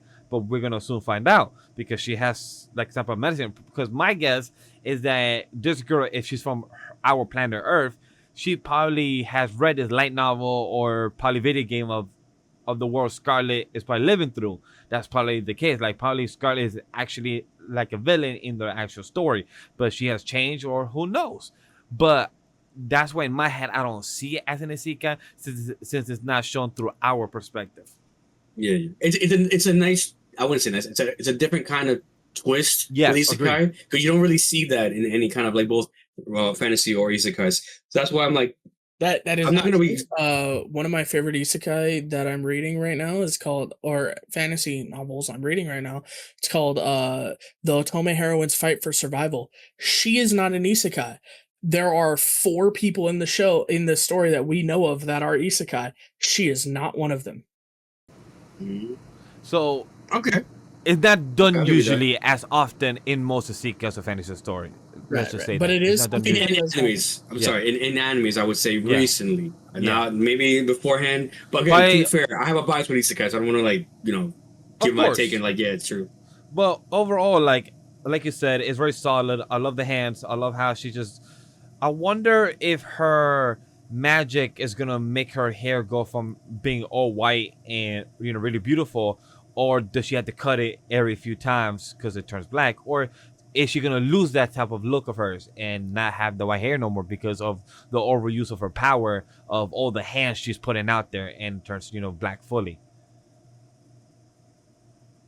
I don't realistically, like, hands of God, I don't care. This at is my this theory. point. Like, That's just my theory. That like for me, what I care That's a about good Scarlet. theory. because like, Well, Go ahead, she sorry. said that it would revert back after rest, right? I think yeah, if she rests a little bit, I believe it'll going to go the back. sauna or to the hot springs. She said that she might go one day to actually probably do that. Maybe Yeah, to relax, yeah, That's a good because point. she needs to chill out for a because little bit. girl been overworking. She probably has been giving a good 100 hands to all these type of nobles and people. More than that, At least, yeah, at least. bro, she been laying the beat down, bro. She's the feeling last, no, I'm sorry, the first 3 episodes, I was. Can I just say, because now that I caught up with it, I think what was like 2 episodes ago, the whole thing with like, I forgot his name, but the whole little arc where like they're trying to find like the prince the whole from the little kingdom. they were trying to find like the little like ring of like slavery and whatnot, and then she wanted to beat up that guy, and that's what we actually found out about the first medallion that he had, and like the isekai girl gave him the pistol, the strap, and she was like, use this wisely, and he you have Scarlet right there, dead to rights, shoot her and dead. But no, Prince Julius has to swoop in, take that shot, of his own accord, and everyone's like, "Oh my God, he's gonna die!" And she's gonna look at him like, "Really, bro, guy? Like you just had to be the hero." And I'm just like, "Oh, healing magic, and automatically, he's alive." Well, then what the fuck was the point of the pistol, my G? Like, it make it at least seem a little more dramatic. Like, I don't know. I just feel like that was pointless. But if that's he the was gonna point. get healed. It's a telenovela type of scene. It's like the hero, the prince, try to win her over to get her heartstrings type of all going through the butterfly, trying to get those emotions up, and he swoop in like instead of him. Yes, they have magic in this world, but depends how fast can you heal them. Depends can the wound be healed. So all the little small things you gotta be in account. So he didn't give a fuck. He said, "Yo, not gonna let Scarlet get hurt." So he didn't hesitate, no matter if he's the prince or not. So to me, that was fine. And this guy that's the old man, he's a bit mental around at the moment. He's literally just got his He literally got his shit ass rocked. beat. His ass beat. You know, that's fair. That's fair. I just feel like Julius is a funny ass character. I really been fucking with his living his whole vibe, and even the brother too of Scarlet. I forgot his name, but he's also a hilarious Oh, character. I feel bad for him. Bro has the most stressful job trying to. He's going to yeah. be bald at the end of this anime, bro. The amount of shit he has to deal with both his fucking king, prince, whatever you want to call him, and his fucking sister is wild. And they keep lying to him. And they keep lying to him the most very stuff. Like, should we not There's tell him the something- truth since what we're doing? Like, nah, it's fine. We can tell him after. I'm like, Well, What- that's what's the thing. this- I think Scarlet also thought that they were gonna get married.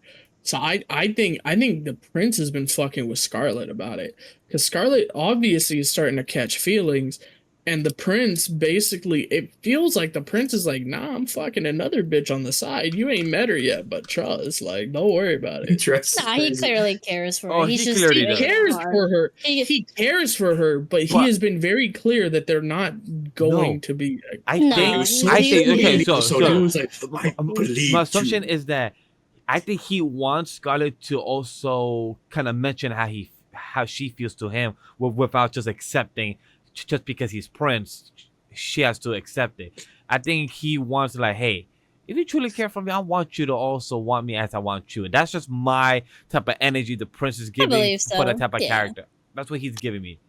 Like, I want you to want me, not just me tell you or demanding or requesting because I'm king. Want you to want me. We're gonna get. There's an anime that I'm also watching. We're gonna speak about that as well too. That's like gonna give me similar vibes to it. But at least right now, the next episode I'll say is gonna get more interesting and more serious with this whole like, hey, something's going down. Like the parade's getting fucked up. We don't know who it is. Maybe it's the other church. Maybe it's something else. But I think the next episode we're actually gonna get like more down and dirty into like this whole like plot and story with all the characters. I think yeah, it's been enjoyable. I've been enjoying this one. Every episode is just again matching their freak. You know, Julius is always there, ready to be on her side and like trying to get these corrupt nobles out of here, which is always fun time. It just, of course, her brother, poor man, he can never get a break with these two together. He's like, oh man, I thought you just were gonna go into a good family, but no, you all, there's always something with you too. I can't take it anymore. You guys are, I can't survive. And I said Diana as well, trying to sleep with her with Scarlet as well. Like, just stay here, Yeah. snuggles. I want snuggles. I want cuddles. Diana definitely wants some Scarlet, 100%. Oh yeah, she's like, yaoi. I'm sorry, Yeah. Yuri. Yeah. Yeah, What's she's with like, that oh white man, I wonder if there's a prince with blue eyes and silver hair that can help like get me out. And she's like, oh wow, those are very rare though, man. I don't know about that. And she's like, okay, wow, girl. Well, all right, say the worst they can say is no, but maybe that was actually the worst thing.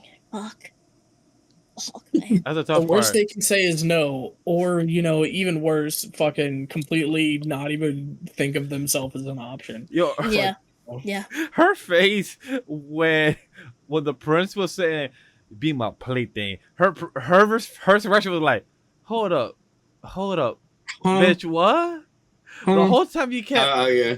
are you dead ass? She was like going slowly down, and she's like, "Wait, what?" Her expression just switched Yeah. to 180. Like, that's the one thing that still stands out to me from the past 5 episodes. It's just her expression just went, "Bitch, what? Yeah, it's Are you dead ass?" really Yeah. My final thing on this is Krona, the god, fucking broken as fuck. I wish I mean, if I was, I have my god to believe in, but if I had another god to believe in, she run with them powers, bro. I love, give me power time. You can do a lot of things Speed, with time. acceleration. Yo, she has almost. Girl reminds me broken fucking powers. kind of like Hercules. Like, she literally has almost all the attributes of trying to have like the gods. For real. Yeah. We'll see But- what more gods talk about next episode, I'm pretty sure. But I'm gonna do a little bit of rapid fire here because we have a lot of romance, and I want to just touch on some of them that aren't gonna be brought up much. A star brighter than the sun. Fucking speak to each other. God, you clearly like each other. Fuck, man. I'm God. that's about right, right? Yeah. Okay. Yeah. Yano-kun, fucking speak to each other. You guys clearly like each other. God! Yano-kun is just learning though. He just learned about what he felt. He was just like, That's wait, true, this that's the true, song is that's true. the song is actually saying what I'm feeling, and I It don't means like her that. being together with this Oh, other guy. Wait, true. what am I feeling? And also, the song was really cute. It was supposed to be different characters singing because I'm reading it along while like watching it, which it was not supposed to be our duo up there. It was supposed to be our other girl up there, which I actually like it, to be honest, because I ship the other two characters. Those are they're my couple. I love them. But also, Alright. the restaurant was supposed to be McDonald's, which was funny. They actually sit with Ricky Ronald dude. McDonald in the Nice. seat, which was really cute because it Well, I reminded mean, me they of have like. hamburger. It's they basically filled. Yeah, it makes sense. But that whole Yano-kun being jelly, and he's like he hurt himself like but on purpose, quote unquote, Yeah, just for her he to. fake hurt himself to get her to Yeah, love him. It was cute. yeah, it was Good job. cute. Good Yeah. episode for sure. I'm excited for next episode. What's gonna happen? This is slice of life category too? No, this is Yes. yeah, this is slice of life category too. Fucking Alma-chan went to the fucking moon, guys. Oh Like, my God. god! she went to the moon and then pulled a fucking Saitama and came back. Like, Shit. bro, she hacked a satellite, plugged in, fucking downloaded some fucking no, not download. She used the solar panels to recharge.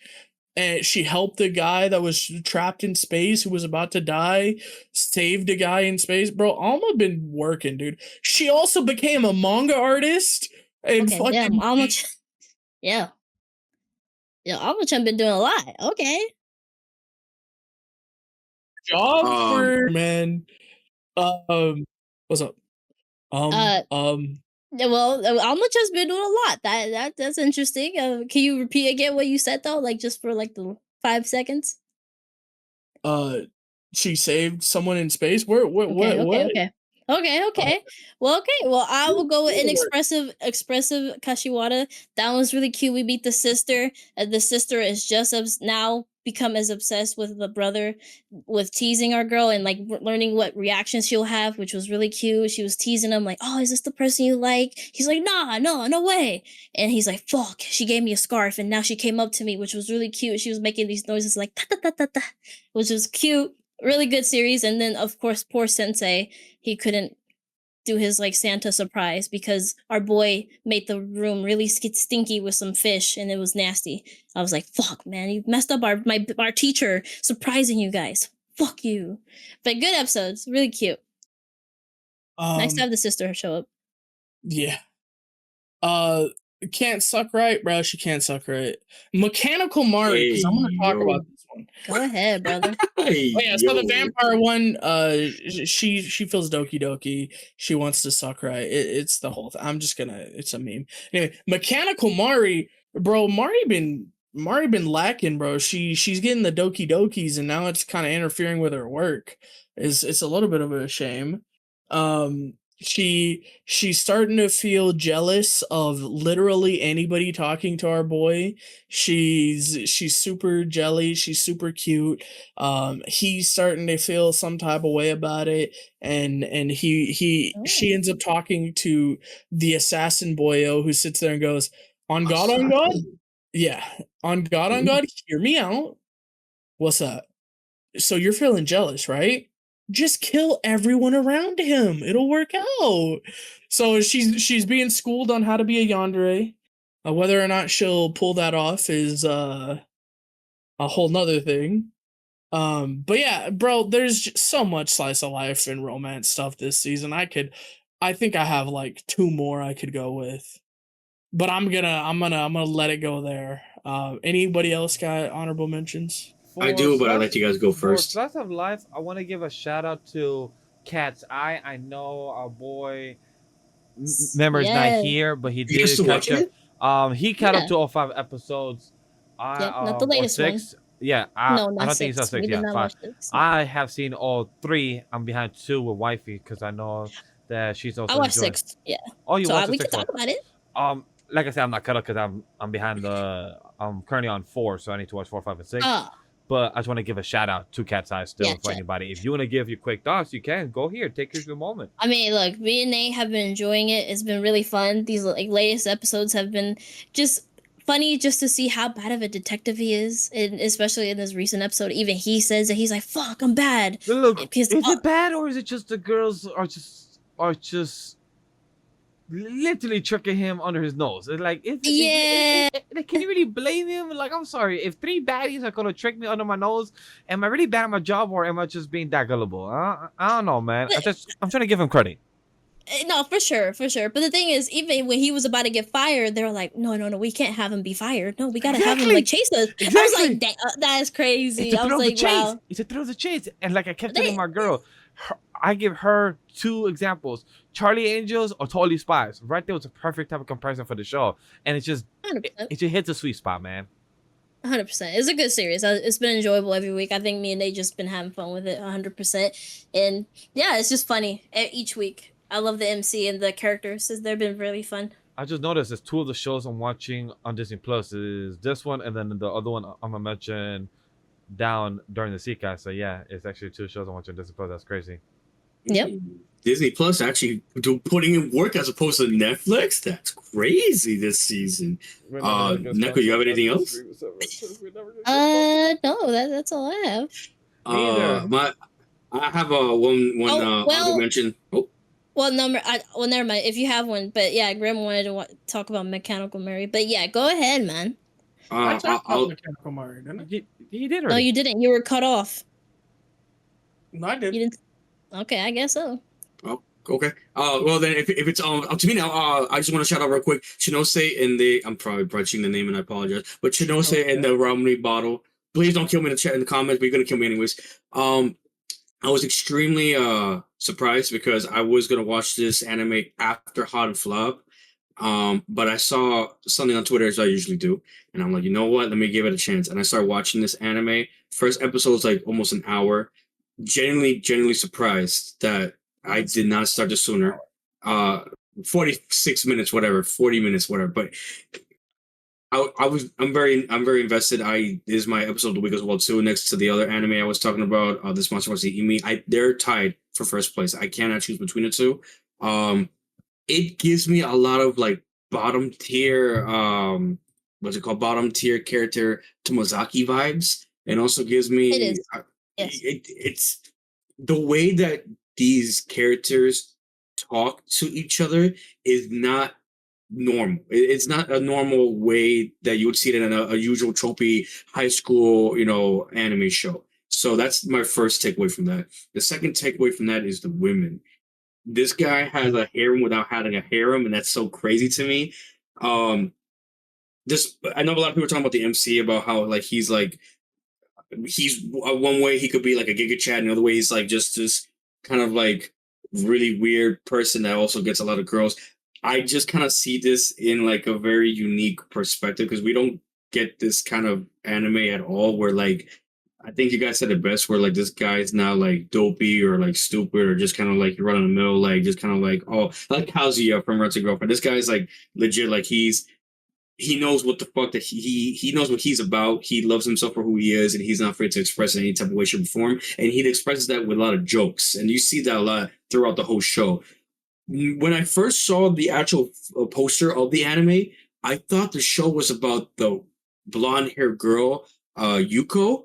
I thought it was that this guy was going to try to help her grow out of her shell to kind of like grow in this anime world that they're living in. And I had it wrong all along. It was actually Kenta, the green hair guy. And I didn't even know that at all. So I'm like going in and thinking, okay, he's going to try to convince her. And then I see Kenta. I'm kind of like, wait, what the fuck? And then I know you guys talking about it in advance. So I was so thrown off. I didn't understand it. So then watching, like, oh, I had the whole anime completely wrong. So now I'm watching it from scratch. I'm just kind of like, damn, the only best thing that I'm looking forward to watching this is the silver, white hair, whatever, great hair girl, Asuka.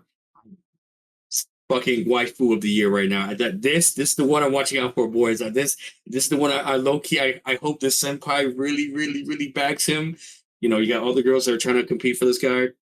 This previous episode was peak because my boy's still on business. Kenta went to go see his friends. I believe that's the episode. Again, I was catching up with a lot of anime, so don't quote me wrong. But Kenta went to go see his friends.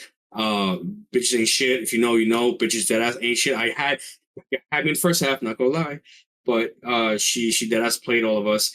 Again, it goes back to the thing I was saying before with this monster wants to eat me, and the same thing with this anime. You don't truly know who your friends are until you see your true colors. And for a lot of people, there's a big difference between teasing and bullying, and you can dead ass see the difference as you get older. When you're young, you're learning it for the first time. It's good that our boy stood on business and explained this to this guy who had no reason to, but he wants to be nice. He wants to show him that he can grow and be a better person, unlike these other bozos who are very toxic. The girlfriend coming in like, yo, I really want you bouncing on top of me, Dio, crazy style, was one of the craziest lines I've ever heard in my life. And now this guy also has maybe a date with a new girl, not a new girl, but a potential introducing one of the girls that we know about, but introducing her arc for next episode. That's going to be very interesting to see with that. But Kenta is in good hands. He has good friends. I'm glad that he was able to at least grow a bit out of his shell and actually lose the weight. Tell his friends how he felt and actually stood on business. And he has new friends now to hang out with. But now it's time, for our boy to make a decision because he has a lot of girls to choose from when it comes to girlfriends. All of them like him, and he can only choose one, and he has to stand on business with that. So let's see how this date goes next episode. Well, speaking of, he said the dialogue for that, like the monologue there, yeah, really alluded to the fact that they're going to be dating, and they're going to really be dating. But he said it starts in a place, it starts in a place that's like not real, and that's why he doesn't want to call it love, because in his eyes, that if you're going into it calling that it has all these things that are attached, and right now it's not genuine yet, is what he said, right? So I'm thinking that this is gonna lead to them being boyfriend and girlfriend, because it felt like it alluded to that pretty heavily. So they're going to be dating after this. I wouldn't be upset at that at all. Like, first off, the girls in this anime, all of them are pretty nice to look at, and everyone would want to root for a single girl or all the girls. They're good options. You don't have any pretty bad options at all. Everyone has a little something to kind of take away from, and kind of you want to root for it in a sense. But of course, with any kind of romance anime, there can only be one. Even side pieces of cross, which I'm not even going to get into with this other anime I fucking hate. We can only be one girl. And, I really, really want this great hair girl, Asuka. And it was already said that, he had a shot and he blew it. I was so upset when I saw that shit. And all I'll say for this anime, just to wrap it up, is this is not an anime I would recommend to anybody starting off anime brand new. Because the way that they talk in this anime is a little complicated. If you like reading, and I would say maybe in the reading aspect of the manga or even a light novel, it would make more sense for it. But in an anime aspect, especially someone who has not even watched sub for the first time, the way that they talk, you kind of have to repeat and go back and just repeat and watch. Me, I just instantly kind of understand how this guy talks. But I also know for some people, they have a lot of problems where they have kind of oh, wait, what do you mean by that? Or always paying attention, let me run it back. The way that he talks in this anime is very I wouldn't say professional, very he talks in a dialect that most high school boys in any anime trope wouldn't talk. So that was very cool, very unique. But it also gives me this notion I wouldn't recommend it to anybody that does not read like that or does not understand a lot of good English like that. The way that he talks and the way you read it in the subtitles is fucking. For me, because I love reading, that's fucking water to me. I'll just drink the fuck out of it all the time.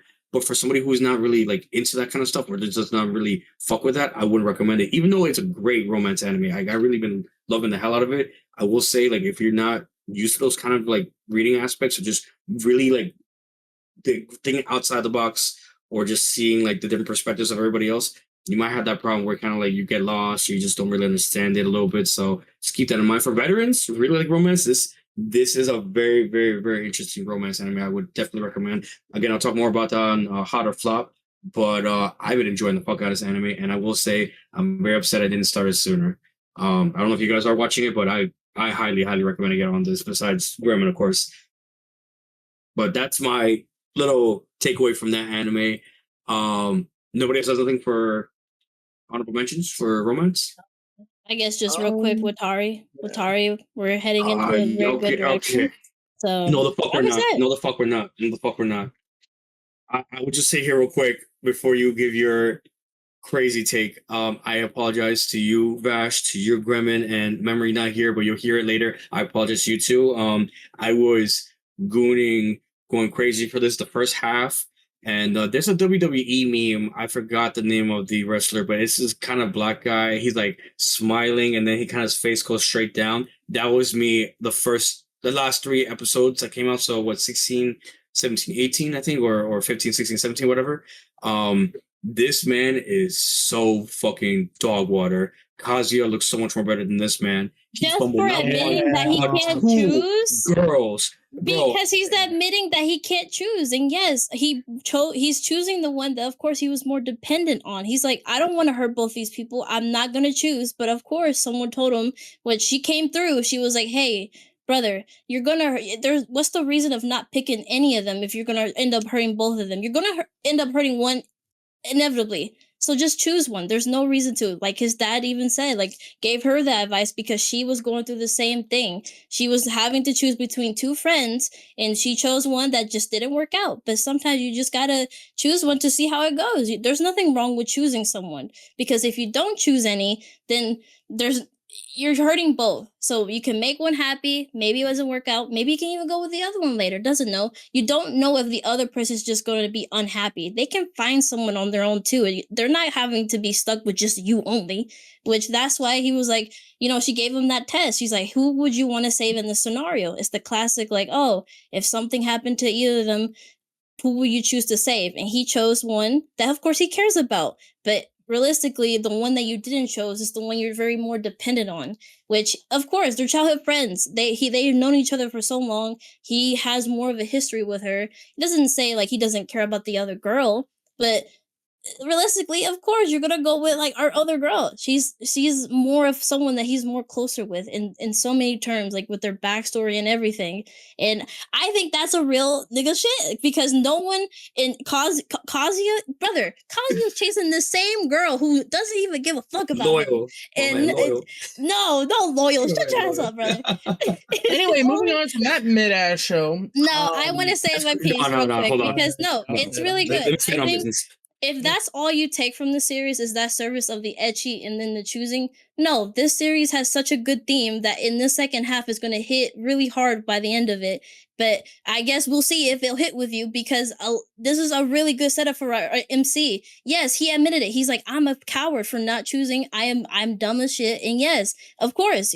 And that's why he's going to move on from this and he's going to do better. And I think for a lot of characters in his position, don't do that a lot. And that's why what we're going to see is going to be so satisfying by the end. And if you don't take that in, then you saw this series very clearly wrong. This series is more on this deeper themes that you just probably don't see if you don't look into it. I love the themes it goes into, and I love how he was real about it. Condoms and the well, we know we that. know We know you were blinded by it. He was blinded by that. But look, if you don't, I love because his brother. There's so much in this series you're not seeing, brother. And this, I really am curious if by the end you'll like how it ends or even how it develops and the character growth that it goes with the MC. I love his character growth later in the second half. So, I mean, it depends. We'll see by the end of the series. I'm really excited to hear your thoughts about it, but I think this is a good episode with that girl coming through and telling him something that his dad told her from the past, which was really good. I mean, it's a good advice. I really love that advice. He told me, he's like, what's the point of worrying about who you choose when you don't know if that other person isn't going to be happy in later? I mean, yes, they're going to be hurt, but you can't just like overthink it and be like, oh, fuck, I can't choose either one of them. It's like any decision you make in life. It doesn't have to be with romance, your friendships or whatever. Just go with your gut. Even if it's a mistake, you at least chose something and wasn't a coward about it. Which I respect the MC for that, and I'm really excited to see where it goes. But That's why I didn't like your take and your fucking comment. Because I was like, how you not respecting Talk this your MC shit, for Neko. choosing? Talk your shit. Because Kazuya's a dumbass motherfucker who just simps for the one girl that he keeps paying so much fucking money for. Loyal, So it's my like, boy Loyal. bro, nah, there's no loyal. I'm getting in the negatives. Hell no. This is for free. I'm just saying, for the record, if the father was already dealing with this in the past, I would have watched that anime. That would be a lot more better than fucking the son and this shit. It took him 3 No. episodes, 3 fucking episodes for him to realize he's retarded. Like he doesn't realize that. Oh yeah, I screwed up. I can't choose between the two, and I'm Brother, guilty for it. And I should like. You think we've all made a decision that quickly? We think about it That's the part. afterwards. We don't speak think for about it that myself. quickly. I the We fuck think have. about it. We And- make if we do, we end up regretting it. And Exactly. Yeah. we But that's stew what I on was it looking for forward so to. long, Yeah. right? That's what I want to see personally, but that's just me. Of course, I mean, he regretted it, bro. She's gone. it He took him has to 3 chase after- episodes. No, well, yes, bro. Let me say the last episode, right? Both girls kissed him on the damn lips. Technically, fucking the purple hair girl doesn't count because it was with masks, but whatever, right? My thing, and then I'm not even gonna get to the fucking animation that again, Memory. Thank you for fucking clipping it and putting it on the Discord because I personally saw that and I didn't even see that. Like, that's how fucking tired I was of the anime at that point. I was just like watching the watch without really paying attention, and he brought it to my attention, saw it. I'm like, how the fuck did I miss that dog water animation? Again, that's going past that, right? My thing is like if you have a choice, right? There's no wrong choice in a sense in this scenario because again, you're young, you're still in high school, you're gonna make mistakes. You can't get to the point that you are now and not make a mistake like that. Of course, I understand that you want the best for everybody in situations. And in reality, what I was trying to see in this anime is that sometimes you can't get what you want and someone is going to get hurt no matter how you look at it, whether it is your childhood friend or your crush from high school. I personally, in this anime, because they were going the ecchi route, I would like to see him grow a little more balls and actually see him get both girls. They can't, say no because they understand that they are both rivals. But, at the end of the day, he's still going to be with both of them. But of course, he wants to be a dumb dunce and be like, no, I can only choose one and one only. And now unfortunately, I think we're going to fucking see the childhood friend who supposedly wants to fuck him. But that was the whole thing. Like, oh, you want to fuck you? Come over to the crib. He definitely hit me from the back. And I'm just kind of like, oh, girl, pink, purple hair girl was bringing condoms. Like, yo, we do shit right now. But this girl over here, like, I don't mind being the mistress. I don't mind being the side piece. That I'm gonna kiss you on the lips, but oh, goodbye. Like, I was not dealing with that shit. I did not fuck with that. I didn't like that. And that's kind of like at this point now in the anime, I'm like, why the fuck am I watching this mid ass shit? It's the lesson. Neko, yes, maybe there, and that's probably what this anime is trying to show. But I'm not here for the lesson. I'm here for etchiness, and goddamn it, I'm not getting no etchiness. So then get out of the series, brother. You don't deserve this, brother. He was wingman. No, you do not deserve this series, brother. The fucking best friend is like, yo, I stole your bitch. Now she's dating me, and there's nothing to do about it. By the way, she left. She's not living in the crib no more, and also fuck you and walked out. That's some gangster shit. Which again, he's just doing it to protect his boy. I don't know if he's taking sides with the girl too. I don't know. The anime is not being complicated, but it's trying to be complicated where it doesn't need to be. And I feel like if it continues like that, I don't think I'm going to enjoy it any more than I used to back in the day. So, yeah, not enjoying it anymore. And it's very sad because this was a very, very, very well-known anime I was looking forward to. Now I'm kind of like, fuck's the point, man? What the fuck's the point? But at least the Hispanic Guru now is going to go over to Neko. She's going to be watching it for us. So she say how good it is for next next week. So, Hear me out. I think you're the Hispanic gooner, and this proves it because you can't get into the deep details. You're just pissed that the titties aren't being shown no more. So I feel like you have cemented yourself as the Hispanic. That gooner. is true. You're not even the kissing, man. Got me. I was like, the fuck is this? And we all love kiss scenes in every romance, but this time wasn't in chat. That wasn't a real kiss. Anyway, get the fuck out of here. Hey, Ranma had a pretty good episode this week. All right, moving on. Cool. Yep. It's crazy. It's crazy. So let's get pretty good into job. Past the Monster. Hey, yo. Really? All right, wait. So We're gonna let Crash cook on this. Yes, can I just cook this real quick? So Past the Monster meat. I'm not gonna read the rest. Milady, hey yo. Again, Milady. Milady. I will call him out here. I did tell my co-hosts a couple days back, like, hey, I do want to watch a new anime. I was looking at, some stuff, and this man of gods was like, hey, yo, bada bing, bada boom, you gotta watch, this black meat, being putting out and everything. And I'm kind of like, They I don't know. I'll probably watch it after How to Flop. And he was like, you wouldn't do it, dirty word. And I'm like, oh, really now? So of course your boy stands on business, and he had to watch it right before the podcast. So I had watched the anime, and yes, I am up to date with it. Well, oh well. This is very similar to the anime we're just speaking about with Scarlet. I'm sorry. What was it? May I ask one final thing? They have a very similar dynamic, Scarlet and Julius. Now these two, I'm not even gonna fucking try to pronounce their fucking names because they have the weirdest fucking names possible. So I'm gonna call her Mary Jane Watson and bootlegged protagonist that always fucking looks tall and dark and fucking gloomy, whatever, and strong. They ecchi as fuck, low key. I wouldn't say freaks like you guys keep fucking saying, but I would say they match each other's freak, bro. They match their vibes. I mean, I would say vibes. The way they was talking in that one episode where she was like, "Oh, you such a naughty girl, you too." I was like, "Hey, yo, we get spicy up in here. I can see why you guys like this." And past that, this shit mid as fuck. I do not give a fuck about monster meat. I'd rather literally watch a cooking anime that has fucking whatever this. I think a new Isekai season 2. You guys watching cooking anime, whatever? I'd literally watch that, and I fucking hate Isekai with a fucking passion. I'd rather watch that than this. Like, at least explain to me the concept of like el carne, the meat that you're cooking, and everything like that, how to cut it, how to like grill it or season whatever. At least that would make sense. For a piece of monster meat, a dark, veiny, fucking bulging that I will never fucking understand because it doesn't even fucking exist in this world. Why the fuck would I bother to care? You know what I'm saying? Like that's what I'm getting from this anime. And like the characters themselves, they're doing a decent job. I'll at least say like piquing my interest. But that is it. I give a fuck about the plot because now we're getting to this whole shtick about how we can't eat monster meat because it's taboo. Oh, I only eat regular meat. Like I could care less for it. It is intriguing, like with the other animes I've been watching, but it's not interesting to say the least. The stepmom, I think she's justified in everything that she says. She's actually the first time ever I'll say that stepmom for going up with the MC's father or husband, whatever.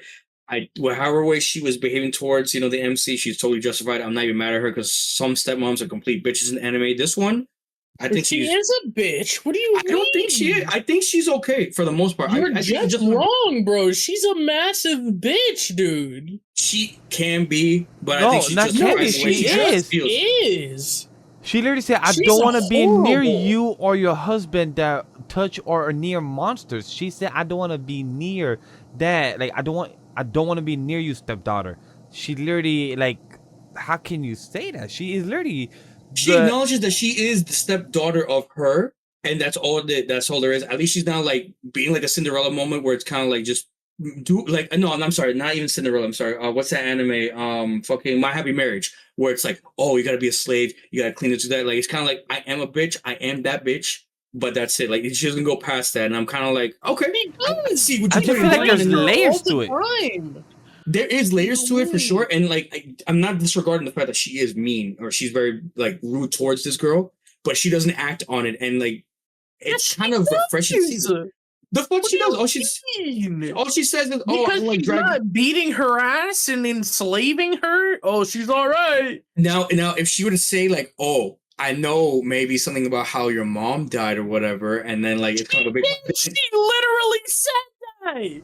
She literally, when she's leaving, I know your mother. She's like, I know your mother. Said, I hate you. I know your mother. That was it. She was like, I had nothing to do with her death or nothing. No, she said, I hate you almost as much as I hate your despicable mother. And that's like, bro, what do you mean? And that's when she also found out, like, oh wait, you know my mother. You knew my mom. She never had a relationship with her stepmom to even know these things. So that's how cold her stepmother is. For her to not even know about her and her mom relationship having some type of something, and knowing that she's hated by her stepmom as her mother as well. So knowing that Polly is just a pre-justice of hate already, just because she is the daughter of the person that you hate already. So I feel like that's the layers of being a bitch. No, no, you guys I feel like you're trying to tell me right now that Snape did nothing wrong or he wasn't an asshole. No, whoa. And, like, I ain't want to say none of that. Whoa, It's whoa, the fuck same outta here. level, Fuck bro. outta It's here. the No. same level, dude.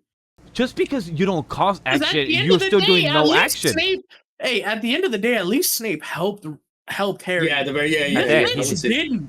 She chose This not bitch to. didn't. She is only a bitch. No, no, you guys are right. She said, I have a son with your father, and he's going to be the next heir for this place. When you leave, you ain't coming back, and that's it. I'm kind of like, I mean, That's she's a strong bitch business. move. No, when you leave, if your marriage doesn't work out, I'm sending your ass to the convent.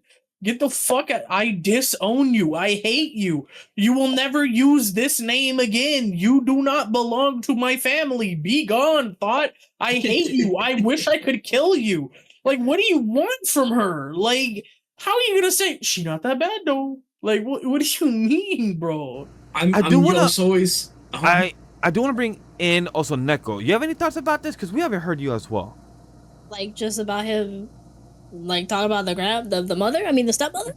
Overall, Just overall the conversation. overall. I mean, like I guess I was with him when I was like watching it weekly. I was with him on that initial episode before she said what she said. I think like in her first introduction, I was like, wait, maybe she's She wasn't that cool. bad. She Yeah. wasn't that bad, right? Yeah, but then when she said what she said, then I was like, fuck, bro. No way you said that about moms like that.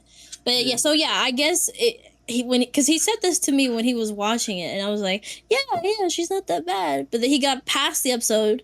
I didn't even hear his thoughts about it, but now that I'm hearing it now, I'm like, bro, what do you mean, bro? What do you mean, man? I can't. I get you. I get it, bro. I get your mindset, how you're trying to spin it, but no, reality, no. When she said that about moms and said that about like, hey, if your marriage goes bad, you ain't coming back home. Yeah, you're disowned. Get in the street. Get in the streets. That's bad, bro. That's She should pretty go bad. work in the corner. Honestly, bro, that's better that's than you bad. deserve. Agua soda, Like- agua soda. ¿Alguien quiere algo? Agua soda. No, that's not what I'm talking about. My work in the corner, brother. I know. I'm not gonna like go defend the lady by any means. You guys are 100% right that she is. a bitch. That's literally what you're doing, bro. You're literally defending her. All I'm just saying is I've seen a lot of the I'm not stepmom like defending her, tropes, but like, and I shit. guess the way they're doing it with this specific character is kind of like, I don't know if Cash, I profession's will the right say, word. Gremlin's read ahead, bro. If you were wrong, if you were right, he would have told you we were right. I'm not gonna lie to you. So if he's saying there's more still, to her then. Oh no, then okay, then yeah. let me just tell myself there. Yeah. Then that's There's all I need to not know. more to it. There is not. That's the thing. We haven't seen her since this interaction, but still, she's a bitch, bro. But Like, just not to continue going, I want to also add towards what Crash said earlier about the dynamic being a bit similar to May I Ask for One Final Thing. I see it a bit. I just like that these two characters are already engaged. They're moving forward. They're probably about to sleep in the next couple The bed. episodes. They're about to sleep in the same bed because They they're better going to fuck. be engaged. I don't know I'm about dropping that. shit. Probably by Proper. episode 10, probably they will. I don't know. Oh hey, but they're technically old. They're probably in their 18s, I believe. So that's probably is a possible route. Not even early 20s. I don't think they're that young. Yeah. To me personally, I just they're in their 20s. Oh, okay, 20s. I was gonna Oh, yeah, say, there's they're no 20s. way. Oh yeah, Because Why did you think it was way more? I forgot the yeah, age. they're That's why I was getting like, yeah. they're getting to the ages where it's need like to be married. unacceptable for them to Yes. not be married. Yeah. Yeah, Yeah, exactly. they're- Yeah. He's They're makes they're sense. like mid 20s. I think he's like 28 and she's like 26 or something. Yeah, so they're perfect. It just- makes sense. They could get ready to go to home base with no issues, no problems in that aspect. But I really like how I believe it was Manga Grem said that they're meant for each other in their own freak style. They could literally feel comfortable with one another. Where she's like, yo, if I'm gonna lock in, I'm gonna forget eating. I'm gonna just do I gotta deal with the monsters, take out the magic. I'm sorry, I'm into my research. He's like, yo, I support you. If you wanna do that, go do your thing. I'll probably Well, be in the I'm- same room, just watch you or support you. I'll probably Not even that. I'll go do the hunt you killing. more shit. exactly. Yeah. So she's like, really? Will you help me? I want to capture this. I want to capture that. I never knew the word. I got you. I'll show you. And how comfortable she is. Like, yo, I have in this episode, in fact. exactly. I want some fish. All right, shit. I'll be back. And he did that. And Early morning, got her some fish. And they also got work for each other, like knowing that he has a little slight issue with the magic, and now she's scared, knowing about the future. So we already are kind of setting seeds for probably more of the there- research being, resolved There's more to that in that's how her mom died. as well. That was it's like a a big revealed. exposition for that. That's why she's so worried, right? And Yeah. we saw it this episode, her mom being bedridden so often, going like having these horrible fevers and being like, it's fine, I just have too much magic. And sometimes it rages. And then seeing that happen to him, that hit her in the trauma, dude. That hit her right in the trauma. And she was beside herself with worry. Like, and that just shows you how much they care about each other. That she was like worried, like she was pacing. She passed out from pacing and like passed out on the floor, knocked out asleep, and had to get put into bed by our boy later. Like she is down bad, and she's really worried. Like this hit directly in the trauma, you know?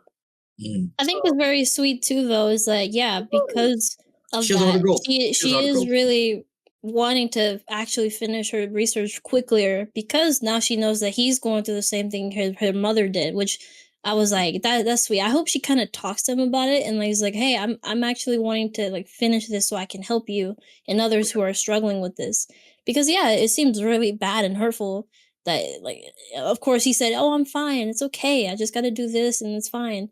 But Yeah. I bet like after so long it does, like, it's draining. But that's why he like hunts when he's in that mode, so he can let off steam and all that, which is fair. That's a good way to like let it out and stuff like that. And I think both of them are just so down bad for each other. I liked like when his knights were getting food and he was like sulking in the corner. I was so ready for her to do the choo choo thing. She was like, "Oh, the Me nanny used to too, feed me the little too. prince like this." I was Treat him so like a baby and shit. yes, Yo, it no was so lie. cute. I saw that episode and I did it to my wife. I was like, I grabbed her spoon. I was like, yo, come here. What's up? Choo choo, choo choo. She's like, oh. I'm Yes. like, in my head, I knew my own reference. Margaret didn't know what the hell I was doing. Margaret just That's found it cute. She's cute. like, hey, my husband's gonna feed me. I do the ranting sometimes, but I just did it the same day I watched the episode because it was That's cute. good. I'm like, It yo, was so I'm cute. gonna put a move. It was He was adorable. so cute and calling him by his name. That was really cute. I think that I say it every time, bro. Literally, this relationship is so steamy. It gets me a little blushy. I'm like, oh my god, y'all. So I will say the romance One is thing- on this one's keeping me really intrigued. I am disappointed in the voice acting because they did still say Arstid Sama, like, and the subtitle said Yeah. Lord Arstid. No, in the manga, That's she just says his name. yeah, Yeah, you just Just ignore as- those parts. Yeah, that did Yeah. confuse me a bit, but I wasn't too stressed about it. they do that. I don't know why the subs always don't do that drop every time. Yeah, the because it would be one thing if like they had the sub there, but the dialogue, like hearing she said Sama, She which did. She means did. that it was there. That in the manga there was no Sama. They cut that. They said no. I am like we are engaged. We are talking. Not. But the thing too is that like when they translate to English, they wouldn't add the sama. They don't. They would. Sometimes it's just how the English translated it. They wouldn't put the sama, from but- manga But way. that's the thing. In but the they will sub put dialogue, the. we heard the Sama, which means that they didn't change. They changed it to be with honorifics, and there shouldn't have been one. Is the only thing that I'm disappointed about. There shouldn't have been an That's- honorific. Yeah. Yeah, because the dub, we don't have the honorifics, but we have the tone for it. Yeah. In the way we have the body expression. So, but we're like, I do see where it's coming from because the sub has been a bit questionable, for Crunchyroll this season with a few things as well. So it's by choice. Well, it's not the Well, he's sub. saying it's not the manga wise. sub. He's saying manga wise Yeah, because I'm saying the manga. manga they didn't, but in Yeah. the sub and even the voice actor, the sub voice actor said Sama, which means that the subtitles were right. I'm not calling the subtitles wrong. I'm saying I'm mad that they added the honorific in the voice actor and the subs, because it wasn't supposed to have the honorific. Probably a choice by the director or by the story in that sense. Right. It would have showed a little bit more closeness, you know. Yeah. Is all I'm saying. You know. I think it happens though every time they say it in the Japanese dub. They say kun even with their first name. So it's just in their culture that you still keep it in even if you're being formal and stuff like that. That's that's all I'm saying. Manga wise, they just don't add it because we don't need it. True. But Cool. Yeah. And I would just say, just to end it, the meat was not black; it was more pink. You know, the way they cooked that on the grill. that I will agree. Well, no, personally, I don't wanted know it why to be you more were talking darker. about black But like, robbing meat. It was crazy, bro. Look, Yeah, man, just, I like my meat a little, medium. I'm not gonna lie, or like tender. I don't know. I didn't like the so much red on it. Medium I was like, or yeah, medium well rare. done. There medium we well go. for me. Oh, see, that's fair. I prefer well done, but medium well now. Thanks to my boy. Hey, chat. Fair. Let us know how you eat your steak. You like Let us know. burnt steak, bro? My Okay. parents, it had to be cooked, no blood, nothing. But then my boy's like, have just a little blood on it. Try medium well. All right, sure. Phenomenal. Dude, I can slowly. I'm medium rare, bro. That shit. It depends how it's done and who cooks it. Yeah, If they know how to medium get it rare. right. Exactly. Like, Because some medium rares can be a little too like like chewy and undercooked everything. it's kinda like, But hey, chat. Hopefully, you guys enjoy our cooking conversation. There's more for camp cooking. Yes, sir. Anyway, my awkward senpai, because mid I as fought for. fuck. Shut the fuck up, bro. Look, I fought for this one to be talked You about. did. Why? Bro, why? This episode was fire, dude. The typhoon, they were there, it was raining so hard, and the closeness, bro, her heart started going, bro. She couldn't take her eyes off of him. His The big whole hands. time, bro, she's fallen, bro. She is falling deep for our man right now. And our man's He already deep. he's already in deep, but like our man's doesn't even know what he's doing, and he's winning her heart so bad. Yeah, And the nice guy. He's just a nice guy. she hit him with the "I'm so happy I work remotely tomorrow because I would die if I had to go talk to him tomorrow." Like, Mhm. so she's in it, bro. It's so good. Oh my god, I love this. I love it. Oh, it's so good. It Go was ahead. a good interruptive, like it was just them. Of course, Yeah. later we did get more of like people outside of it, like her yelling at one of the senpais for like basically forcing him to do his work and work overtime, which is fair. Like, yeah, bro. Like if someone higher up tells you to do something, you got to do it. And Now, you're hold on. That's not fair because that guy got him the job in the first place. So if my boy is like, "Hey, I need help," type shit, I would do it. I don't think it was actually like he was forcing him. I think it was kind of like he needed the favor, like he really needed the help. Right, and she took it the wrong way. That works, but also the thing you gotta think though is, yes, you're correct, right? That is the boy. That's That's the boy overtime. My boy making money right now. right, but also she is like, but that's taking advantage of that power dynamic. That's taking advantage of the fact that you got him the job. No, fuck that. Do your own damn job. I appreciate you getting him the job because his dick about to get inside of me. Excuse But like, Nah, but that's man like, copium, bro. No way. but like, don't make this happen because right now I'm trying to take him home with me. Bro, Trying to get his big true. hands on my umbrella That so we is can true. go to the fucking the train. He lost it.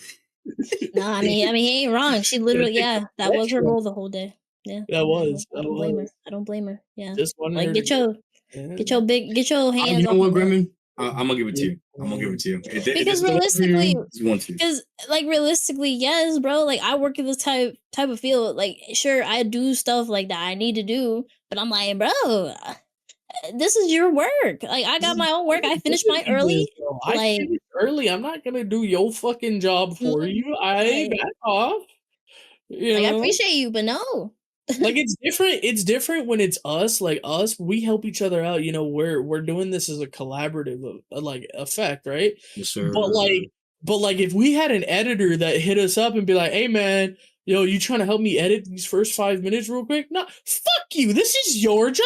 You know what I mean? But That's of crazy. course, for the record, Sure. shout out to our boy Legend D Vash over here. He's gonna Oh my be editing God. this. He's probably gonna edit so many things out. I want you to know I was moaning at one point in this pod, so he's Oh. going to edit that out. Trust. Oh. Just don't worry about it. Shout Just out like to in- him for editing this stuff out. You know, Yeah, respect. it's like in the future of Awkward Senpai. Yeah. Chat, if you want to hear more of us moaning, let us know in the comments down below.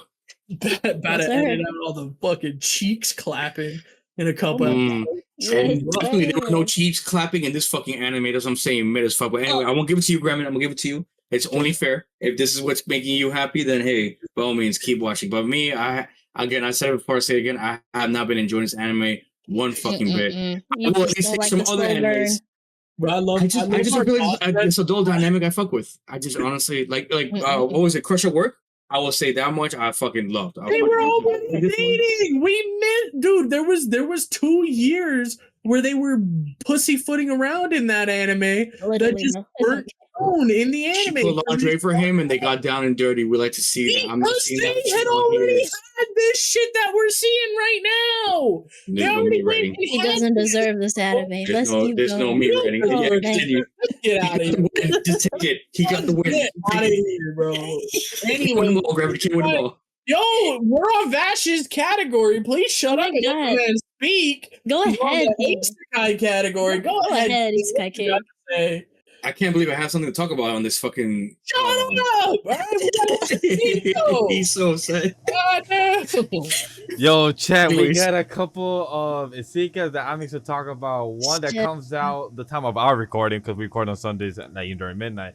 The one that comes out is the Assassin. Obviously exceeded the hero. One of the ones I keep looking forward to it. And then Crash is gonna back come in and give us a whole damn lecture on why he ain't no assassin, why he's not part of the Brotherhood. And killed anything yet. He hasn't taken the queen yet. He's such a bitch. He didn't even fuck the elf yet, or the other elf, or the cat.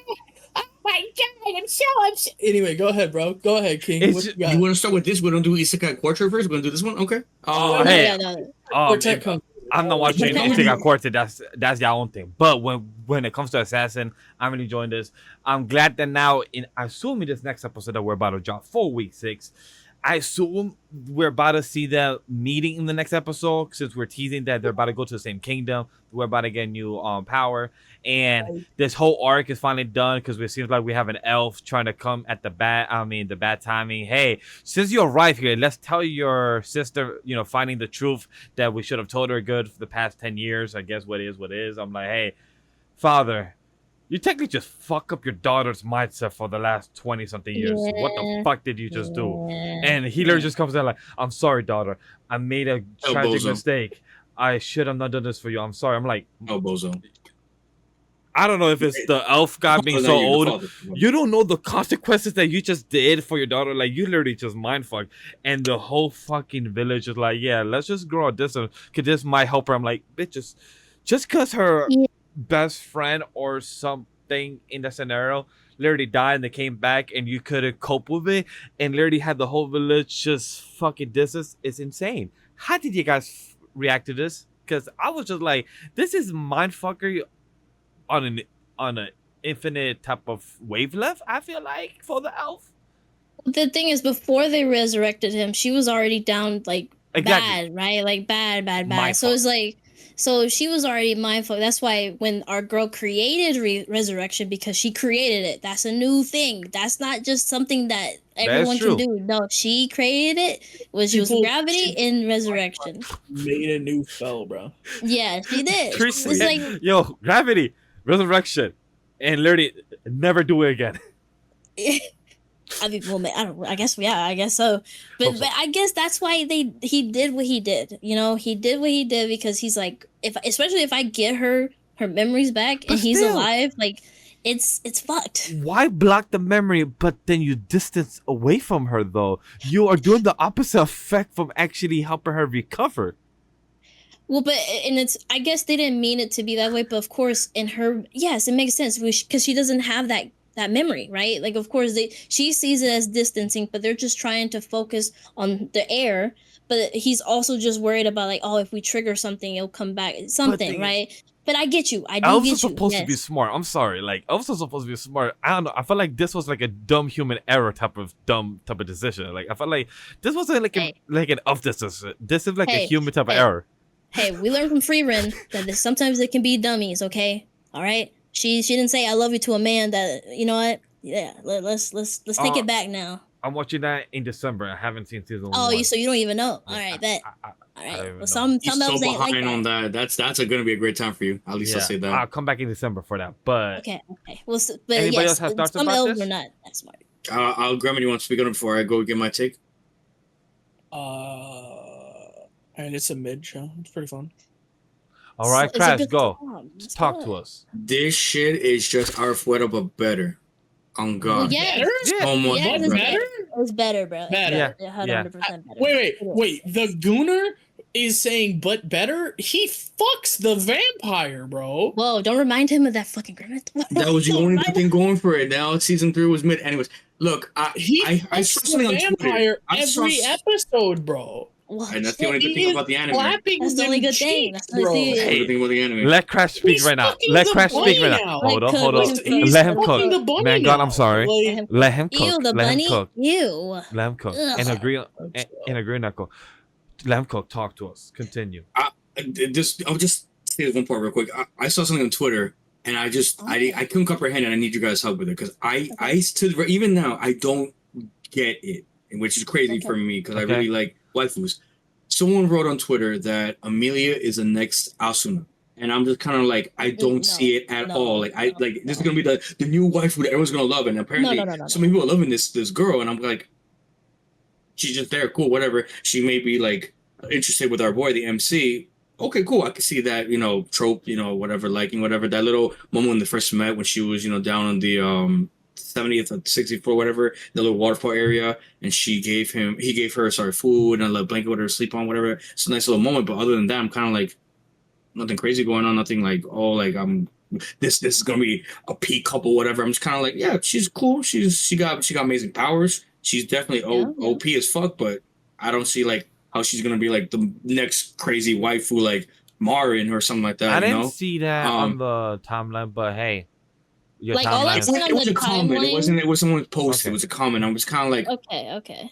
so Like, all I've seen in the timeline is that people are loving her aesthetic because Agree. it's like that 90s coloring, which is apparently what they were going for with this whole series, was like how like it was supposed to be a 90s aesthetic. So it's like, oh, that's why. I didn't see it. People kept saying that, and even like our friend Scott kept saying that. I was like, really? Which I guess when looking back, like on a lot of this stuff like that with the elves and stuff like that, it kind of does have its like shading and stuff like that. So I was like, oh, okay. That makes sense. But that's all I've been seeing, that people have been loving like the 90s kind of like coloring and aesthetic of it. I was like, oh, I guess so. Cool. I will say I've been enjoying the anime a lot. I don't know what you're gonna talk about the assassins, so it's funny. It's funny you guys are saying, make jokes about it. Like, I want to say I did say it, but like realistically, You I've been didn't. enjoying it so far. I'm about to say, in the thread, you Hey, first right. said that, yeah. In the thread, I haven't. It was the first anime I started binging, and I started watching a bunch of Oh. other shit. So I and there's don't a blur, remember. No, the and there's a blur in your head. Understood. like I know what's going on in the anime. Like the episode we're talking about in general. Like I feel so bad for the sister Kila. Like yes, for realistically, sure, like for sure. that trauma just in under 24 episodes, and then just to be disrespected by the MC, like, oh yeah, you're trying to hit me, like just being like Zoro, like ho ho ho ho, just like you've been dodging all her fucking attacks, was fucking hilarious to me. I will say, because when we were watching it, you were talking about like, oh, she needs to get slapped before like the whole thing, and like, yeah, she does get slapped. They just didn't add that. Her dad slaps her because she's like, you disrespectful bitch, don't say that about your sister, because of course the sister saved her in reality and like what yada. So that's what I wanted to tell you. Man from damnation. This is Yeah. But yeah. continue. I mean, from here on out, the plot is going to progress. So on one hand, you got the main group, with Amelia, with Akira, and with Yoru, which by the way, Black Cat, Yay. who's in this anime. Shout out to her. She. Oh wait, no, it's a he actually, right? It's The he, because you did say she. I fucked up. I'm sorry. Don't cancel me. They are going to. I think they are in the elf part of the continent, and they're going to go somewhere else now. I believe. I might be wrong. But No, you're the other group, the other school that aren't brainwashed by the fucking king and the queen, whatever, they're gonna go towards where I think The They're Dwarf going. Kingdom, the Dwarven Kingdom, I believe it was. no, is it dwarven? I think Yeah. So both the MC and the other group, they're heading to the same kingdom. Then at the moment, we don't know if they're gonna head to the same location, same town, but right now they're heading to the same direction. Okay, I thought they were going two different places. That's what I'm kind of like. No. Oh, they're gonna. I guess they're gonna like connect later on. Okay. So right now they're gonna. But my question for you as well was that, how did you feel? Because I know that you said it in the thread, but you didn't really give too much thoughts. I want to know, what do you think about the commander dying? Like in the second episode, where like bro was his mentor for a month, and then after that, he got zipped dead. How do you feel about that? Again, I automatically knew it was an Arfuera kind of trope, so I kind of saw that coming. He was bound to. Not that episode, probably the beginning of the second episode, but it was kind of like to be expected. I just. It was sad, of course, like you were saying, like you were very upset about that. I was very upset about that too. It was kind of like, damn, I like that character. He was a very cool teacher. I'm glad that he was there to teach Akira, because I guess some teachers can see potential in certain students, and I speak for myself, and my teacher could also speak for the test of that. May he rest in peace. But when you see, the teacher even knew that the fucking hero was not going to be the guy to save the world. It's going to be this Giga Chad, this assassin himself. So I kind of like that. Like he put his time and effort to making accurate, like, into the way that he is now, what he knows. So that I really like that. Not to shit on the hero, because I know the hero is people like, oh, you're giving more attention towards Akira, and I don't know why. As a viewer, you've seen that from a perspective, is because the hero, if it wasn't for the fact that Akira was actually like being attentive and understood his surroundings and seeing that there's more to this kingdom and these people than meets the eye, you're bound to probably fall for their traps and probably be gullible and see things in a way that you're not supposed to. As a hero, you're gonna believe, oh, someone's in trouble, I'm gonna save them, but there's more to it. What got you in trouble in the first place? Why are we in these situations? What's going on politically and everything like that? And Akira's always thinking outside the box, seeing that stuff. But also that could be because he reads a lot of Isekai we saw, in the first episode. Yeah. So he kind of has a little cheating aspect of that. But it's good to have that mentality. And the commander saw that. It was cool for him to teach it. May he rest in peace, because damn, that was a go. Very, yeah. I hope there are more characters like him in the anime. If not, at least we'll see more of him in action. But I will say, I don't know what I said before in the threads at all, but right now, currently, for what I remember, I've been enjoying the anime. I think I have it right now on my phone, like an 8 out of 10 right now, or a little higher than that. I will continue it. I don't I'm trying to remember that. I really hated that because I've been thinking about it recently. I'm kind of like, I can't wait to watch the next episode coming up. Probably, hey, even the better that probably the more episodes you watch, probably got better for you to even forget how you felt. So probably that happened. Even with time passing, it's kind of like something into me, and it's kind of like, all right, like I gave it a chance, and I've been I've been there before, so it, I get it, because from what I know, he doesn't like from the poster, because I even told Neko that the poster lies because the commander is shown there, so it looks like he's gonna probably be there for the rest of the season. Now he dies within the first 2 episodes. He may have an influence, but that's as far as go. He's such a big influence. But we have on the top left side that we have the beast people, like we have a guy and a girl there. So my assumption is that we're about to meet them in the next episode, since that's where we're heading, and that's probably where the story is going, since this kingdom is still saying the demon are the bad people, but as we know in most storytelling, is usually probably the kingdom that's lying, or we probably have the church that's lying. So it's either one of those tropes. So we just have to see which type of direction it's going to head to. I think too, I've been liking Akira's character, where we've seen more of like how he feels about family really deeply. I think I like going the flashback with his sister and mom, and like even him telling Amelia like, hey, you try to talk to your sister, because you both are like siblings at the end of the day. You guys should like talk about it. And of course their feud was a little more deeply than he's used to with his sibling, but I did like that. I liked how he encouraged her, like, come on, just talk. At the end of the day, you both love each other. Like, of course the sister loves her sister. It's just those feelings of like abandonment and like jealousy, like it just filled up, and it's understandable after like learning what happened to her.